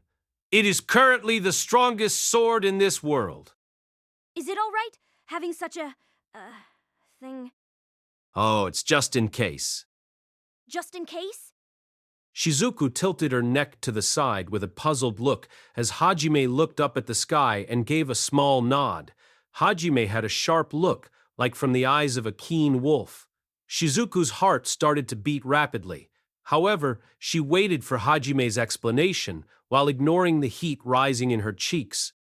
It's pretty understandable. Once we capture the last labyrinth, that means we should be able to return to Japan. However, there will be obstacles. The idea that it won't go that smoothly is just optimism. Obstacles? You mean like the mad gods? But... Yes. It doesn't seem like the gods will let an irregularity like me go. PII needs some meat for the time when the gods' apostles like Nointo start to appear in large quantities. Though you've also considered the Age of Gods magic as a war potential. Didn't you say something early about needing a meat wall? Hey, you said that, didn't you? Hajime carelessly leaked a bit of his real intention, and Shizuku tried to address it with a floating vein throbbing. However, Hajime kept on talking, disregarding it. My artifact-making ability has transcended into a new evolution thanks to the sublimation magic. Even if it doesn't improve any of the other Age of Gods magic, a considerable improvement in combat potential is possible. I can improve all of your engagement, not only Kaigashi but the rest of the party too. While we go to the ice and snow labyrinth, it's possible another apostle of God may attack. It must be repulsed by any means. Of course, you'll also be able to challenge the other labyrinths with those strengthened arms. To understand what you mean. Having said what he wanted to say, Hajime stood up. Shizuku wore a troubled expression and hesitated. After all, Nagumo-kun's group will go without us? Do you want to come with? Shizuku didn't answer. Originally, this was a big favor they asked, and Hajime kept to his side of the bargain. He was to help them capture one large labyrinth. The struggle through the large labyrinth, it seemed to permeate through their flesh and bones. She couldn't deny the ability shortage that she possessed. In a word, even if she followed, she'd be a burden for Hajime and the others. Furthermore, once capturing the ice and snow labyrinth, returning might become available, so Hajime had no reason to bring the other classmates along. That's why Shizuku didn't answer. Instead of shaking her head, Hajime opened his mouth at Shizuku's response, then shrugged. Well, if it's only Yegashi, I wouldn't mind bringing you... Shizuki's eyes widened in surprise at the unexpected words that leaked from Hajime. A beat later, Shizuku turned her head. Her cheeks blushed red like a furnace as she hurried to conceal it. While desperately trying to calm down her wild heart, she attempted to ask Hajime's real intention. As for that, what? Well, it's strategy. Your spiritual strength won't be a problem at all. The gaps in skill can be filled with an artifact. Oh, yes. Is that true? I did not expect it. Her expectations were easily betrayed. Shizuku still thought, I did not expect it. Shizuku looked back, pulling the heat from her cheeks and guiding her mind while giving Hajime a reproachful look. However, the words immediately after caused the blush to return once again. Yes, that's true. Apart from the other members of my party, Yegashi is the person I trust in most. It seemed like Shizuku's reproachful look was a result of her thinking Hajime was trying to flatter her, but Hajime misunderstood. It was a recantation because of that. But the correction tugged at Shizuku, and she began to blush again. Hajime wore a wry smile, ignoring Shizuku's reaction while concentrating on his original purpose. Although, well, even if only Yegashi follows, that could be trouble. Why is that? Well, what will others in the class say? Amanagawa will definitely be out of control without you. He'd run around recklessly or just go missing, going, Yegashi is in trouble. Embarrassing people are troublesome. You're being too frank. Shizuku was getting tired of being thrown around by Hajime's behavior. Hajime reached into the treasure storage and pulled out several chakrams. Do the chakra metastasize internally? What are you doing, taking them out? It's training, just like you were doing before I came. If you're tired, you should head back. You should be able to get some sleep now. As Hajime said it, Shizuku remembered how tired she really was now. However, it didn't seem easy to leave this place either. Looking at the surroundings, and Hajime, who had created a column of 30 or more chakram around his body. Noticing it caused Shizuku's mouth to drop. May I watch a little? I don't mind, but are you sure you don't need sleep? It's all right, Play. Return when I get tired enough. Hajime shrugged his shoulder, acknowledging Shizuku's words. Shutting his eyes, he pulled out Donner. Shizuku rested her elbows on the table, her cheeks in her hands, watching Hajime while supporting her head. Hajime pulled the trigger on Donner, aiming at the chakram flying around at high speeds, fast enough to be difficult to see. The bullets were non-fatal rubber-coated metal, causing the gun to produce a sound different than the usually explosive sound effects. The fired bullets enter straight right and left in their respective chakram circles, dashing from another chakram before returning to Hakime. The bullet exchanged so as not to put out from the column made from the chakrams, metastasizing into more chakrams.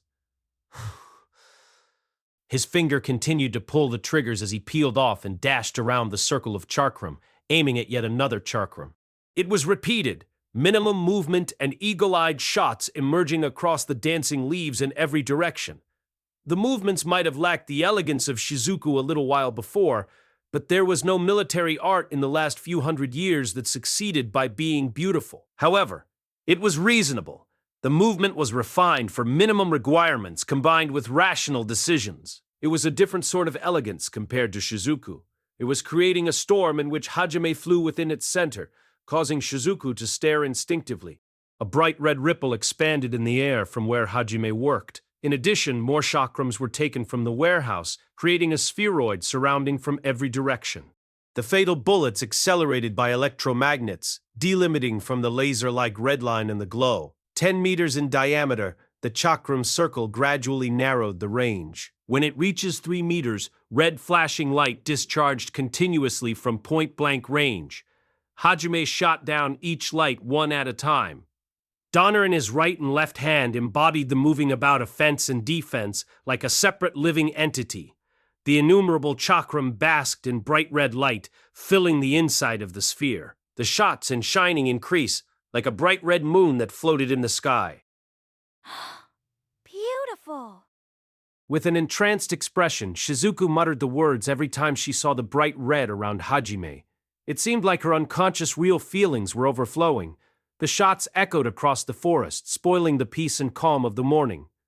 However, Shizuku's eyelids continued to become heavy while watching the red star in the sky, and consciousness quietly slipped away from her. New? Shizuku's eyes opened softly while she leaked out a cute noise. Waking up from her nap, her pupils couldn't seem to focus guide right. A moment later, she realized that she was looking at the wood grain of a ceiling over her head. In her half-wakeful state, she also recognized a soft feeling on the back of her head. Shizuku-chan, are you waking up? It's already noontime. Kaori? Shizuku unintentionally turned towards the source of the voice. It was indeed her best friend next to her. Kaori was watching Shizuku with a gentle smile, sitting in a chair next to the outdoor window. She rubbed her eyes and sat up, shaking off sleep like she was rising to the surface from a deep pool of water. She started to recall where she was before she lost consciousness and tilted her head to the side. Oh? I was outside in the woods. How did I get here? This is Kaori's room? This was one of the private rooms prepared for Hajime's group in Fairbergen. Although she didn't know Kaori's room on sight, since Kaori was here, she assumed it was. Remembering the event this morning, Kaori wore a bitter smile with just a hint of pain in her heart, while examining Shizuku, who wore a puzzled look. Yes, I miss my room. This morning, Hajime brought Shizuku-chan. You were staying up all night? That's not good. You just came back from a great labyrinth. You should be taking it easy. Understand? PM sorry. So he brought me here? I don't remember at all. Shizuku-chan was very tired. Kaori raises an accusing finger at Shizuku as a form of scolding, causing Shizuku to fidget restlessly. Her docility made her look even more cool and adult-like with her long black hair no longer in a ponytail, displaying the gap power between the two of them. Her unclothed figure in a one-piece shirt also contributed to the appearance. No wonder all the girls in the class wanted to call her older sister. Witnessing her figure would cause someone to declare that her destructive power is amazing. With a single smile, she could create a bloodbath from nosebleeds alone. Even Kaori was blushing a little.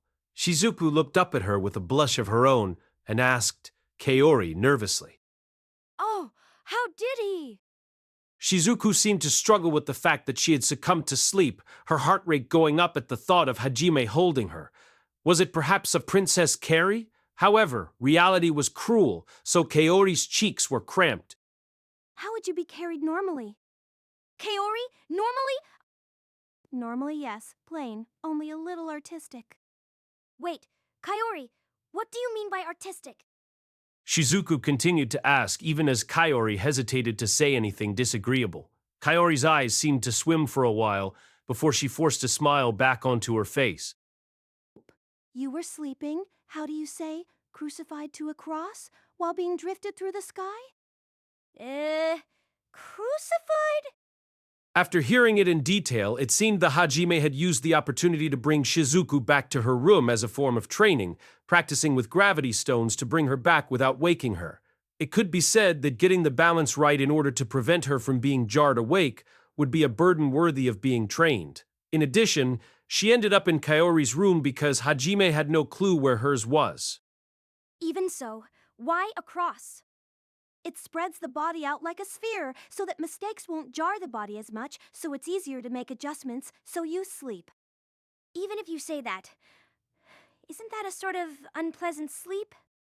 Shizuku's cheeks twitch convulsively. A vein floats over her forehead, the heat in her chest turning ice cold. Kaori deepens her wry smile. By the way, the state of Shizuku's crucifixion was witnessed by a group of passing soldiers. Like the image of Christ on the cross hanging in churches on the earth, it had an effect on people. The number of Shizuku fans increased exponentially due to the mystique of that image, but that was better left unsaid right now. As Shizuku burned in silent anger, there was a sound from down below. It appeared to be the voice of someone familiar. It was the voice of a woman. Kaori glances out the window. It's somewhat noisy? What's going on? There's an encounter, Shia and Arutena, a fight this early in the morning. Something ought to be done. What kind of fight? Well, PM not sure how to explain it. Something Garrow-like? It's early! Let's go see! Without understanding, Kaori sums up and explains the event while urging Shizuku to follow her downstairs. Apparently, the pair had started fighting regarding something to do with Hajime. After some unheard comment, Shia had exploded, and the pair started wrestling. Shia was currently using a cobra twist on Arutena in the middle of a dining area. Shia seemed to be using professional wrestling techniques on the granddaughter of Alfreric. She was practically a princess. An estranged girl from the rejected rabbit group was using violence on the daughter of one of the strongest forces in Fair Bergen. In a normal situation, this would be an immediate reason for execution. However, the rabbit family had changed their luck of recent. In other words, they were now known as the head-hunting rabbit family. Solving the situation with her skill, Shia spit out vicious words about Arutena daring to keep approaching Hajime, and so she met Arutena crudely and with violence, causing her to crumble. Shia was aware of Arutena's behavior, though no one would have expected the treasured princess to approach Hajime in the first place. But still. Oh, if you want me to stop, don't make eyes at my Hajime. This is shameful. Apparently, Arutena did not seem too discouraged from continuing to follow Hajime, even at the hands of Shia's wrestling techniques. Arutena was tossed upside down and put on Shia's shoulder. Professional wrestling technique, King Niku Buster. Expanding her splendid leg line to the max, Shia lifted Arutena inversely, exposing her groin area. Her undergarments were made bare, defiling her purity and innocence unexpectedly. By the way, Hajime was still in the dining room. There were also several employees of the dining area, and 2 skiki maids with Arutena. Everyone was flustered except for Hajime. Ko, is this okay? That's the princess, being treated this way. Is she really the princess? Would she wear such an expression? That somehow she seems happy. Shizuku asked the question after heading down from the room she had stayed overnight, while Kaori's expression twitched at the sight in front of her. Kaori made it a response by pointing to Arutena's face. Her face was certainly dyed red, but the edges of her eyes seemed to be shining with excitement. Arutena's expression almost seemed to give out a happy atmosphere. Though the other party was giving her extreme humiliation, it still seemed like she was following her heart, and it was not altogether bad. You're going to be obstinate. How about this? This time, such disgrace. Shia had run out of pity as Arutena refused to say she'd stop approaching Hajime. Even before the Kiniku Buster throw had brought her to the ground, as Arutena fell, Shia kicked out her foot, rolling and bringing her body up. It was the so-called Romero special. While rolling, Arituna's skirt flies up, ruining the grandeur and her once graceful tone. However, her expression still wore a determined look, which invalidated Shia's persuasive power. Because Shia's position, she wasn't able to see the expression on Arutena's face. Therefore, she believed that Arutena was sufficiently punished. Everyone in the place was already mind-boggled that Arutena wore a pleased expression. This daughter? She's already been beaten up but is still pleased? This put a perplexed expression on everyone's face. I see. Something Garo-like indeed. Yes, you'd like to think even Tio found a like-minded friend, but this seems a little different. Shizuku wore a face of agreement, while Kaori saw something pitiable. In fact, Tio, an oddity in and of herself, seemed to be watching Arutena with affection, like a master watching over the growth of her pupil. Her look seemed to hold sympathy and joy over finding a compatriot. Hajime and Yue sat down in a seat opposite of hers, while holding looks of disgust. Tired of this scene, Hajime opened his mouth toward Shia and offered words that damaged Arutena to the very limit. Shia, stop wasting your time on nothing. Say, Hajime, I won't stop. PM, just reducing the number of rivals. The princess decided to refuse. She also seemed a little too conscious of her wants. I took the initiative to strike first. Shia shifted into a reverse Boston Crab, apparently intending to nip this rival in the bud while putting her into another shameful place. Arutena lets out a painful but somewhat glad scream. The appearance of a princess was completely lost. The maids and employees tried to escape reality, their souls hanging out of their mouths, ready to escape. Hajime turned his eyes on Tio with a flat expression, and then he dipped some bread into his vegetable soup and put it into his mouth before standing up with a reluctant sigh. While collecting the glances of everyone in the dining room, he moved over to Shia and pulled her arm and Arutena's foot, separating the two. The drawn Shia immediately settles into Hajime's arms. Kaori and Shizuku meet the scene with blank expressions while letting out a stupid "oh" noise. Hajime disregarded them and guiltily whispered something into Shia's rabbit ears, causing her eyes to widen in bewilderment. Shia, is Yue your rival? What? Yue? That's not right. Yue is special, that. There already is no rival to you. At least, I don't intend to talk to other women at the same level I talk to Shia. It's impossible to compare Arutena and Shia together. I give you my priority, my special treatment. Huh? Hajime? To the word special that Hajime unexpectedly whispered, Shia dyed red momentarily. It wasn't exactly what Hajime said, but the conviction behind the words that showed Hajime's change in attitude since some nights ago. In other words, Yu was special from everyone else. No one could be in the same line as her, but there isn't only one special person for Hajime. Not only Yue can be special.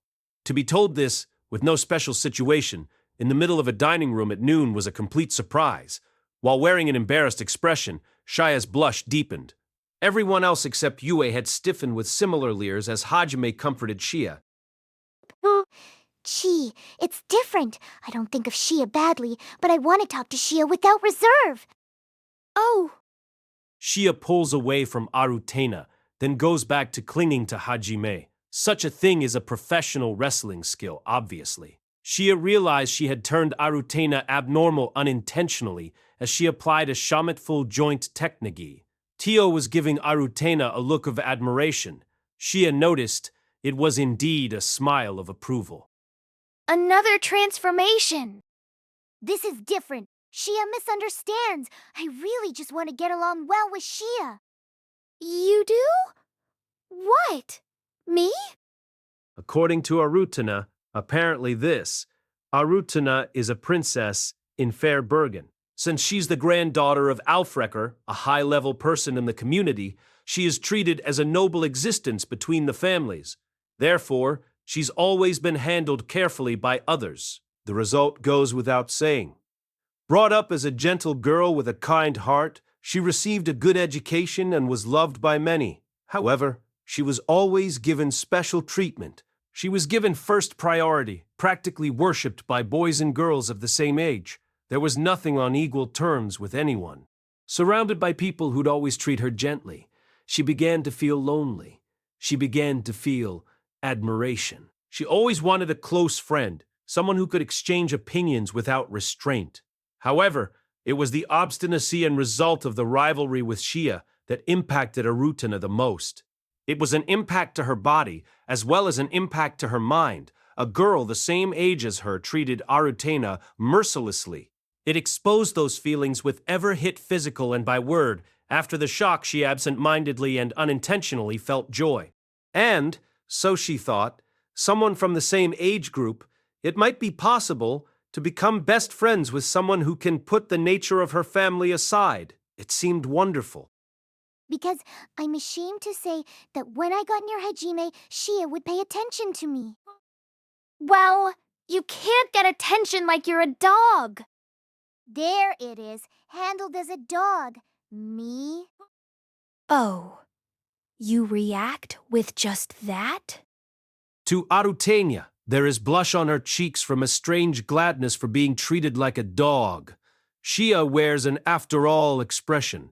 Arutania sits up, panicking a bit, stretching her hand out to Shia quietly while standing up nervously.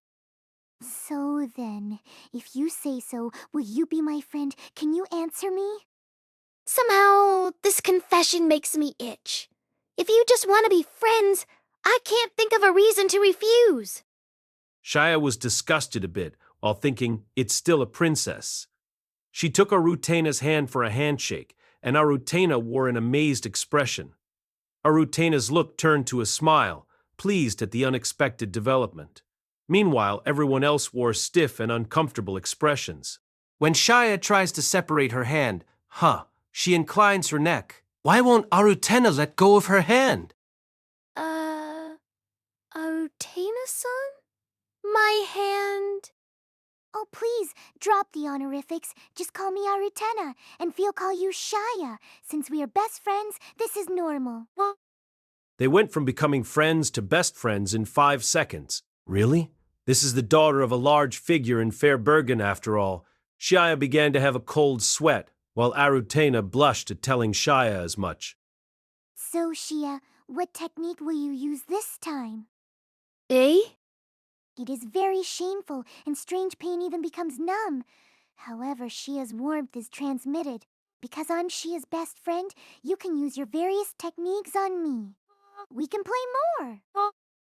At that moment, Shia shook off Arutana's hand with a zuzazaza and retreated back to a wall, cold sweat flowing down her face. Nah, what, best friends?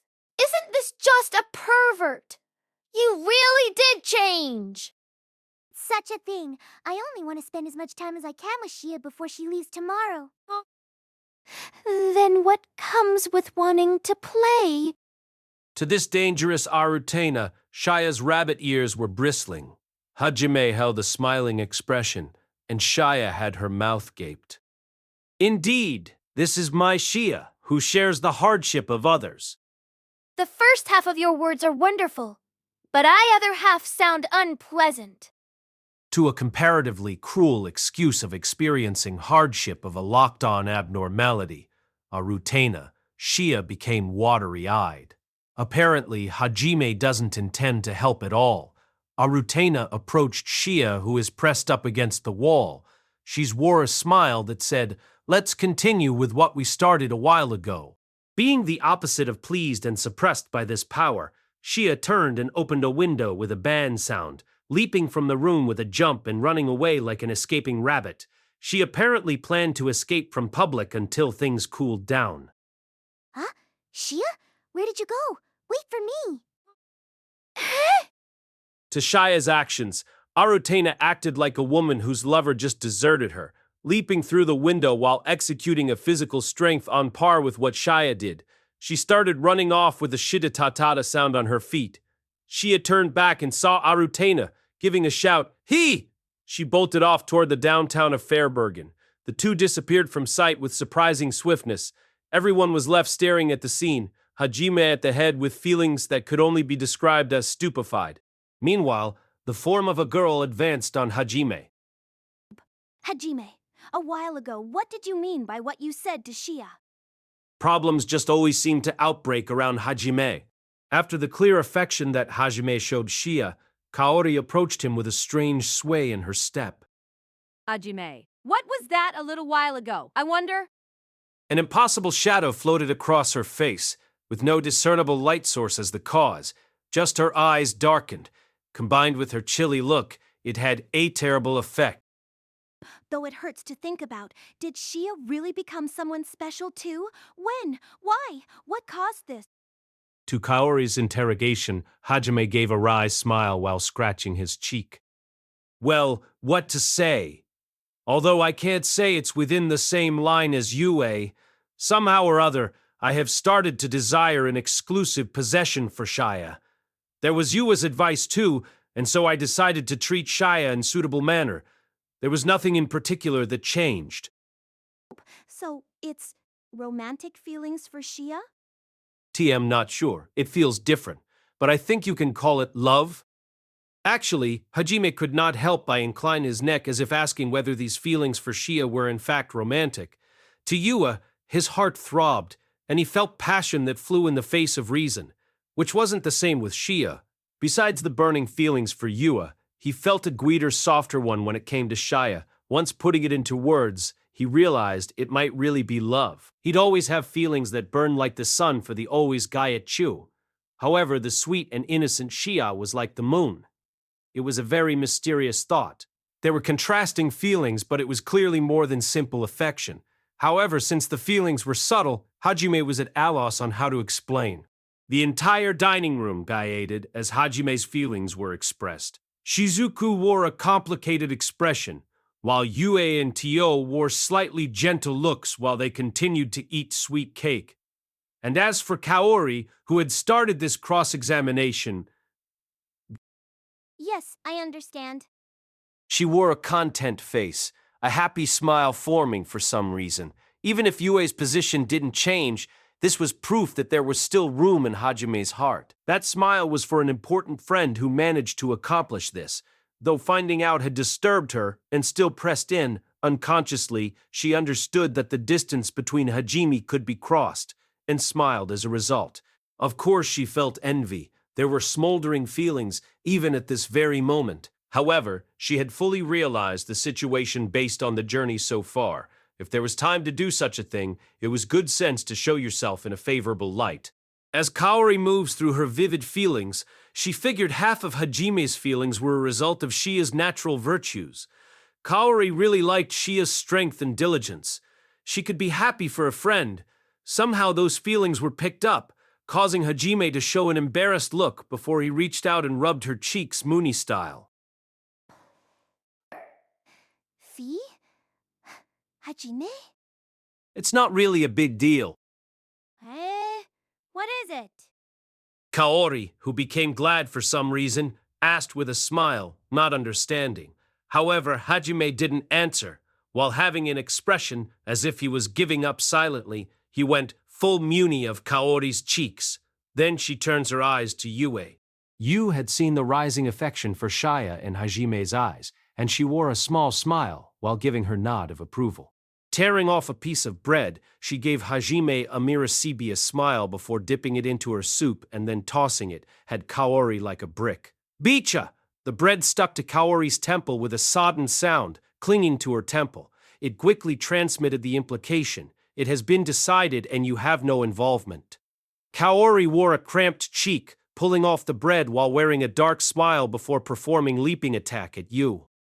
Yui. Stop. Wasted effort. Just tuck your tail and go home. Yu avoided Kaori's strike by escaping through the window Shia had jumped through. Looking back over her shoulder, she gave a grin. It held the feeling like, try catching something outside of your reach. That you... Raising a vexed voice. Kaori chases after. Her silver wings unfolded and she took to the sky. Is their relationship good or bad? At least Yue seemed to like the interaction with Kaori. The people left behind stared on in an absent-minded state. Finally Master has surrendered to Shai too. In that case, the time in which he falls for Mistress and Kaori's charm grows ever closer. Tio drawed up her unnatural chest, the brutal double hills protruding with a bachikon. The sound seemed to have an effect on the room. Amorousness overflowed from her body. In particular, the remaining men suddenly become more slouchy. However, that sex appeal was let loose on Hajime specifically. Putting aside Kaori, you have no chance. So intense. From master, breaking my hopes, piercing it delicately, mistress's weakness, ha. Her body started shaking from Hajime's word, her thighs fidgeting as she hugged herself. The sensual atmosphere this gave was incomparable to the sex appeal from moments before. However, the slouching appearance of the men from earlier withered quickly. This was because of the unpleasant look on Tio's face. This killed the mood. Shizuku caught Hajime's strange remark, which seemed to casually suggest that Kaori was in the same category as Shia. Then as for me, hey, what do I have to do with any of this? Kaori seems to be taken good care of. That is enough, and yes, there is nothing else to conclude. Standing in a corner of the room, Shizuku's face scrunches up in one comical face after another. Everyone else is focused on Tio. A few gave Hajime brooding or evil expressions. Hajime gave another sigh. Meanwhile, the chases continued on outside. For noontime in Fairbergen, it was very noisy compared to the usual tranquility. Ooh, I encountered such cruel eyes. It sounded from a forest corner of Fairbergen, the complaint shining with the orange of the evening sun. In a plaza set off a little way in the town, many tables had been set. There was a fountain using spring water in the center, usually a place for people to rest. None of the residents were out right now, concerned with other matters. Only Hajime and Shia remained there. All the other members were gone, making preparations for travel. Hajime sat down at one of the tables in the deserted open space, giving Shia a nod in acceptance of her hard work and training. The cause, of course, was the attack from Arutena. Shia had been chased to exhaustion by someone who used animal-like perception rather than physical strength, likely only stopped by her grandfather's intervention. As Hajime watched her drooping rabbit ears, he couldn't help but burst into laughter. Those ears started to twitch violently.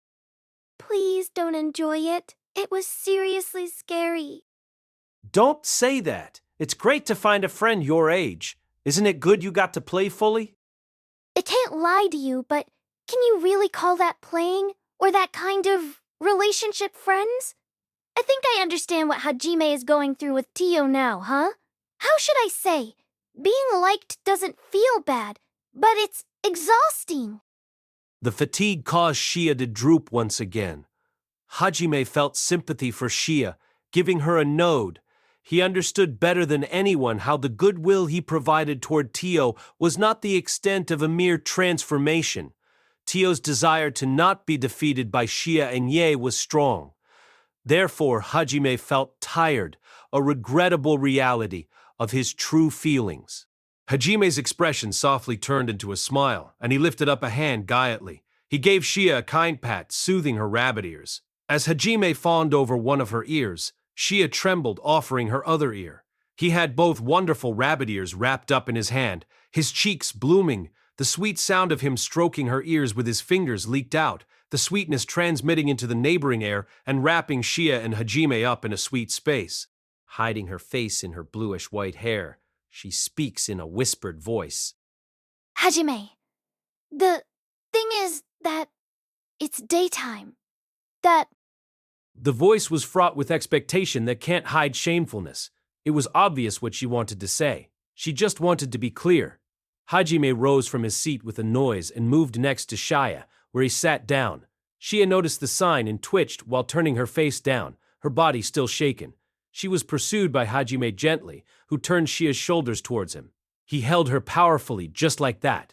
Shia's face, held by Hajime, boiled up completely red. Her pupils, full of light, were moistened. The maiden's eyes were too pretty, looking up at Hajime, overflowing with affection.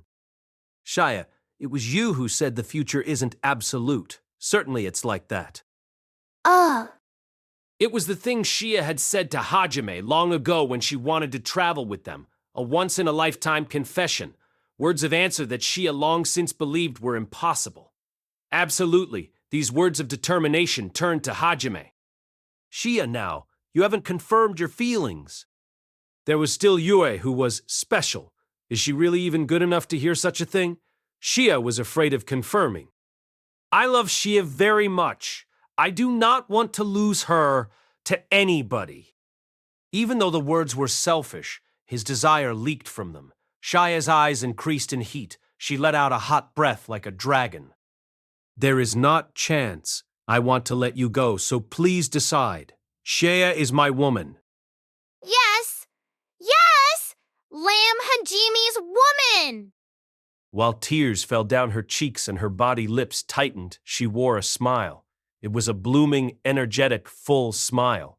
No, a smile that was many times more beautiful and lovelier than anything preceding it. Surely, if other men saw Xia today, their hearts would race and their blood pressure would rise just by this look. In it, Hajime was no exception. The love within him spiked, and he hugged Xia tightly, taking her lips against his own. At Hajime's beckon, rejoicing tears fell from Xia. Her body lightened like cotton candy, a sweet sigh leaking from her. Her body burst with heat, like the Guryuan labyrinth, as if she'd start melting at any moment. Hajime. A silver bridge hung from their parting lips, separated with only a breath. The embarrassed Xia lowers her eyes. Her usual cheerfulness is overridden by a terrific loveliness. It was a charm that could hold a man captive in a way that matched even Yu's mysterious beauty.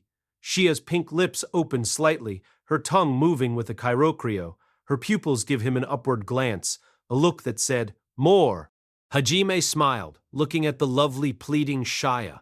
His lips met hers again as his hand touched her cheek. At that point, an impatient voice suddenly spoke up.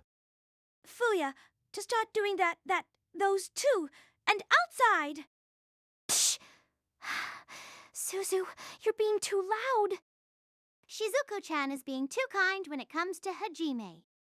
Everyone is being too noisy. You'll embarrass Sia. To those familiar voices, Xia separated her lips with a gasp and turned her gaze to those who were talking. Xia, becoming aware of the group, lost the mood. Wait, oh that! As a people fell from the corner of the flower bed where the plaza was enclosed. Falling on top of each other, Kuki, Ryutaro, Suzu, Shizu, and Kaori were there. Yue let out a sigh, appearing from behind. Tio appeared as well, floating an interesting smile. Apparently, they had all been hiding to watch the love affair between Xia from cover. While getting up in a hurry, the group blushed. Suzu and Shizuku didn't seem to be able to look directly at Xia and Hajime. To see, and everyone, how long have you been there? Xia was shaking, her face turning deep red like an explosion. The one who answered the guest yawn directed at Suzu turned out to be Hajime. It was since I was playing with Xia's ears. That's not the beginning. Everyone saw, yet you still say it like that. Xia hit Hajime repeatedly out of a sense of shame. Tears form in her eyes, but they had different meaning from a moment ago. Why do you want to hide it? It was good timing and I didn't want to miss the chance. I did not want to miss it either, but even so. Xia's spirit was dampened by Hajime's blankly nice manner, further causing her to feel embarrassed, yet also happy. As usual, Tio speaks up while floating a smile at such a Xia. Please, how was it? How was the taste of passion from Master Nin? Tell this mistress a little. How is Xia's happy embarrassment? Speak for yourself, pervert. Tio had put her arm around Xia, and then suddenly she collapsed from a strike to the back of the head. Her finger twitched, moving into a point, and it was drawn to, so it was, Yue. Yue had chucked a lump of ice mercilessly at her head unexpectedly. Xia. Xia had glanced back at Yue, who was giving Tio a cold look as Tio pointed at her. After Yue dismissed Tio, she gave Xia a patient look, and then she smiled lightly, both of her hands opening. Come. You! Now! Xia jumped into Yue's chest. She clung to Yue with the size of a child but the stability of a woman. Yue patted her head with a look of kind affection while she hugged Xia in turn. You, Illinois, finally! You worked hard. Good child. I love you. Much the same. Shia echoed and then wept for joy. Shia was understood. However much Hajime thought someone to be important, it was ultimately up to Yue, whom was just as himself. Without worrying about Hajime, anyone else would be an other to Yue. Yu treated Shia like a younger sister. She, the older sister, had watched her younger sister working hard. Moreover, the feelings of Hajime, which were stubborn, were finally accepted. It was a joyous event that Yu accepted sincerely the value of Shia and her right to her feelings. Is Yue not bothered? Unintentionally, Hajime muttered with a sullen face as Shia happily pressed her face against Yue's breast. The younger sister who depends too much is reluctant, like a good older sister does not baby. Both people wore an expression of contentment that looked heartwarming overall.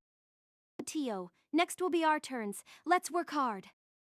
Of course, I dream of the day that I am attacked by husband and worked hard. You can't act like Tio. Tio was in the state of collapsing while Kaori was talking while poking her. Tio revived with her eyes shining with hope.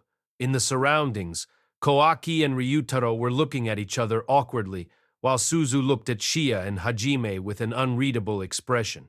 Do they need to encourage each other? Hajime opened a mouth with a troubled smile after hearing Kaori's words. Please don't tempt me so much. Kaori and Tio look at Hajime with surprise, their eyes shining like stars. There was no other meaning to that, their dropped confidence recovering quickly. Hajime had no intention to accept a partner who Yue didn't like at all, but he couldn't think Yue would value people that she constantly fought with.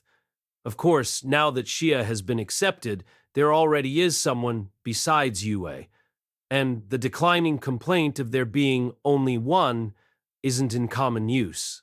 The main point is that Hajime has recognized two people as important, to the degree which forgets itself when there are others.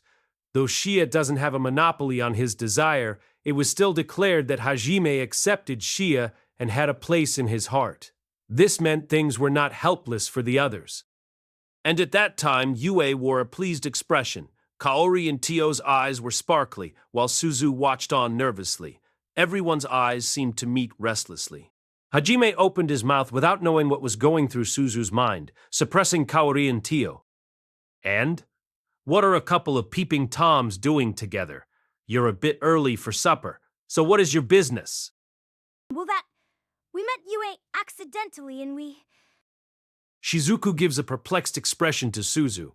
It seems like Suzu had noticed something unusual regarding Hajime. They seemed to have joined Yue accidentally when she was looking for Hajime. Hajime shot Suzu a dubious look. Suzu stepped forward toward such a Hajime.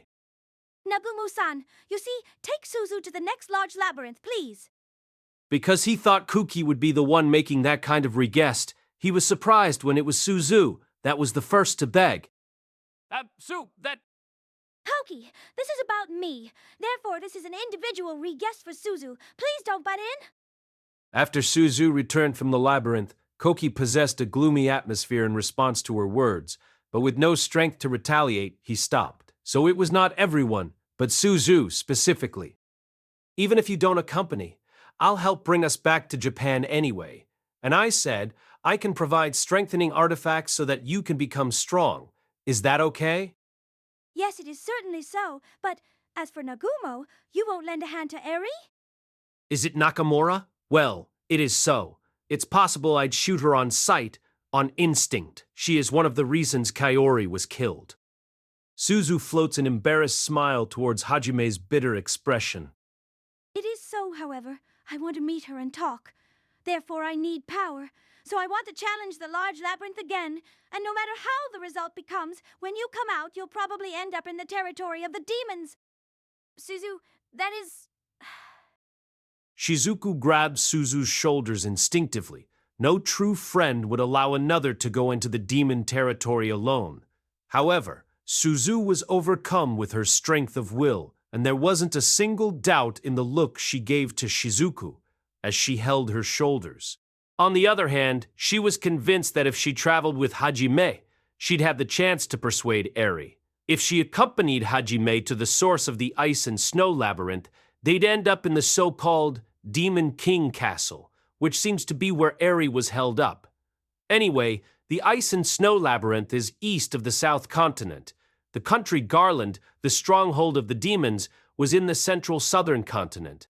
Suzu knew that it was impossible for Hajime to be concerned about Eri, therefore Suzu understood it and knew Hajime might not wait for Eri to come around before leaving. Therefore, she'd talk to Eri until Hajime found out how they could return, and the best way to get that chance was by accompanying them to the ice and snow labyrinth. When Suzu turned her eyes back to Hajime from Shizuku, she asked earnestly with a tone that suggested desperation. And if it's possible to collect Eri with that, if Eri wants forgiveness, in that case, can you return us to Japan together, please? Please, I beg you. Suzu's screaming plea echoed. No one could say anything, and everyone was silent. Honestly, for Hajime, he remembered the look on Eri's face. The spectacle when Kaori fell was recalled at this moment, and only murderous intent sprang with thoughts of Eri. It was selfish that Suzu did things this way regarding Eri. However, the thought of cooperating felt like a small bone stuck in his throat. The girl named Eri Nakamura was already an enemy to Hajime. However, even if it's so, the reguest of Suzu was done with all of her heart. It was the eyes of the ascribable Kaori as to why Hajime possessed so much urge to kill Eri. Those eyes said something, conveying their own thoughts and meanings. At that time, the long, silent Kuki opened his mouth. Nagumo, I must also ask. I am the cause of what happened to Eri. Even though it might be unpleasant, I must speak with Eri. I can't let Suzu go along to the demon territory. In it... Kuki had to strongly bit his lip, his fist grasped, giving words with a slightly depressed atmosphere. As it is not possible to end. Shizuku was also able to obtain the Age of Gods magic. If we keep following, we'll surely obtain power. If it is not such a mean place full of mental attacks, even I should be able to capture it. A large labyrinth where it goes this time is a place even those demons can capture. Then surely I can. Cookie, Brizz's... To the appearance of Kuki, with his clapped, trembling fist and dark atmosphere, Shizuku watched him with anxious eyes. Shizuku remembered the look of shock on Kuki when she was able to obtain the Age of God's magic and he was not. Therefore, though he took care not to let it show, to a childhood friend, he could not conceal his uneasiness. Oh, certainly I can't let Suzu go alone. When it came to Eri, given Nagumo's character, I have to ask too. Ryutaro too, huh? Well, it doesn't fit to let Suzu go alone. Nagumo-san, whether it is possible to ask... It didn't really matter if it was Kuki or Suzu. If a companion was going, Ryutaro would cheerfully come too, though her eyebrows were lowered to the character of 8 from embarrassed toward such a Ryutaro. Shizuku smiled like she was welcomed by Kuki now. Next, Shizuku bowed, seeming to apologize to Hajime. Hajime turned his eyes to Suzu with a desperate look to the decision of Shizuku nearly brought to tears. Kuki, who had some returned feeling, Ryutaro, who was a muscle brain, Kuki and Kaori, who worried about Shizuku, who worried about Suzu as a childhood friend, and finally he threw back a loud sigh. And Yue and Shia and Tio's eyes, and they had opened their mouths and were nodding as if to say they understood the unpleasantness of having to make this reguest. If get even a little of hostility, I'll shoot to kill. Of course, Nagumo-san, thank you. Suzu, who managed to get consent, looked wiped out, her face bright with the expression of thanks. Shizuku also expressed thanks. Because he'd need to invent concept magic that would prevent a resummon in addition to the magic that would allow them to return to their world in the first place. Hajime was thinking that it would take a while to return anyway, even after getting the last piece of magic. Whatever Suzu did would not be an obstacle for his return, so he didn't think there was any reason to not accept. However, the thought of Eri reforming and returning, Hajime did not think it was possible, and if she did get in his way, he would shoot her to death seriously. Eventually, Hajime should take Suzu to the last large labyrinth and decided to permit it as it did not give him any problems in particular. With his own magic rising thanks to sublimation magic, it shouldn't create any problems. Ignoring Suzu, who had a new sense of purpose, and the sweet feelings that came with it. Hajime smiled to himself. Yue and the other nestled close to such a Hajime. Ben, a magnanimous Hajime is cute. Indeed, this is a Hajime to be proud of. After all, Master is tsundere. Getting. Thank you, Hajime. From each, warmly treating Hajime, he glanced away, and Yue and the others laughed happily to see it. This place of gods and demons was interesting, but it seemed like they were reaching the final stretch.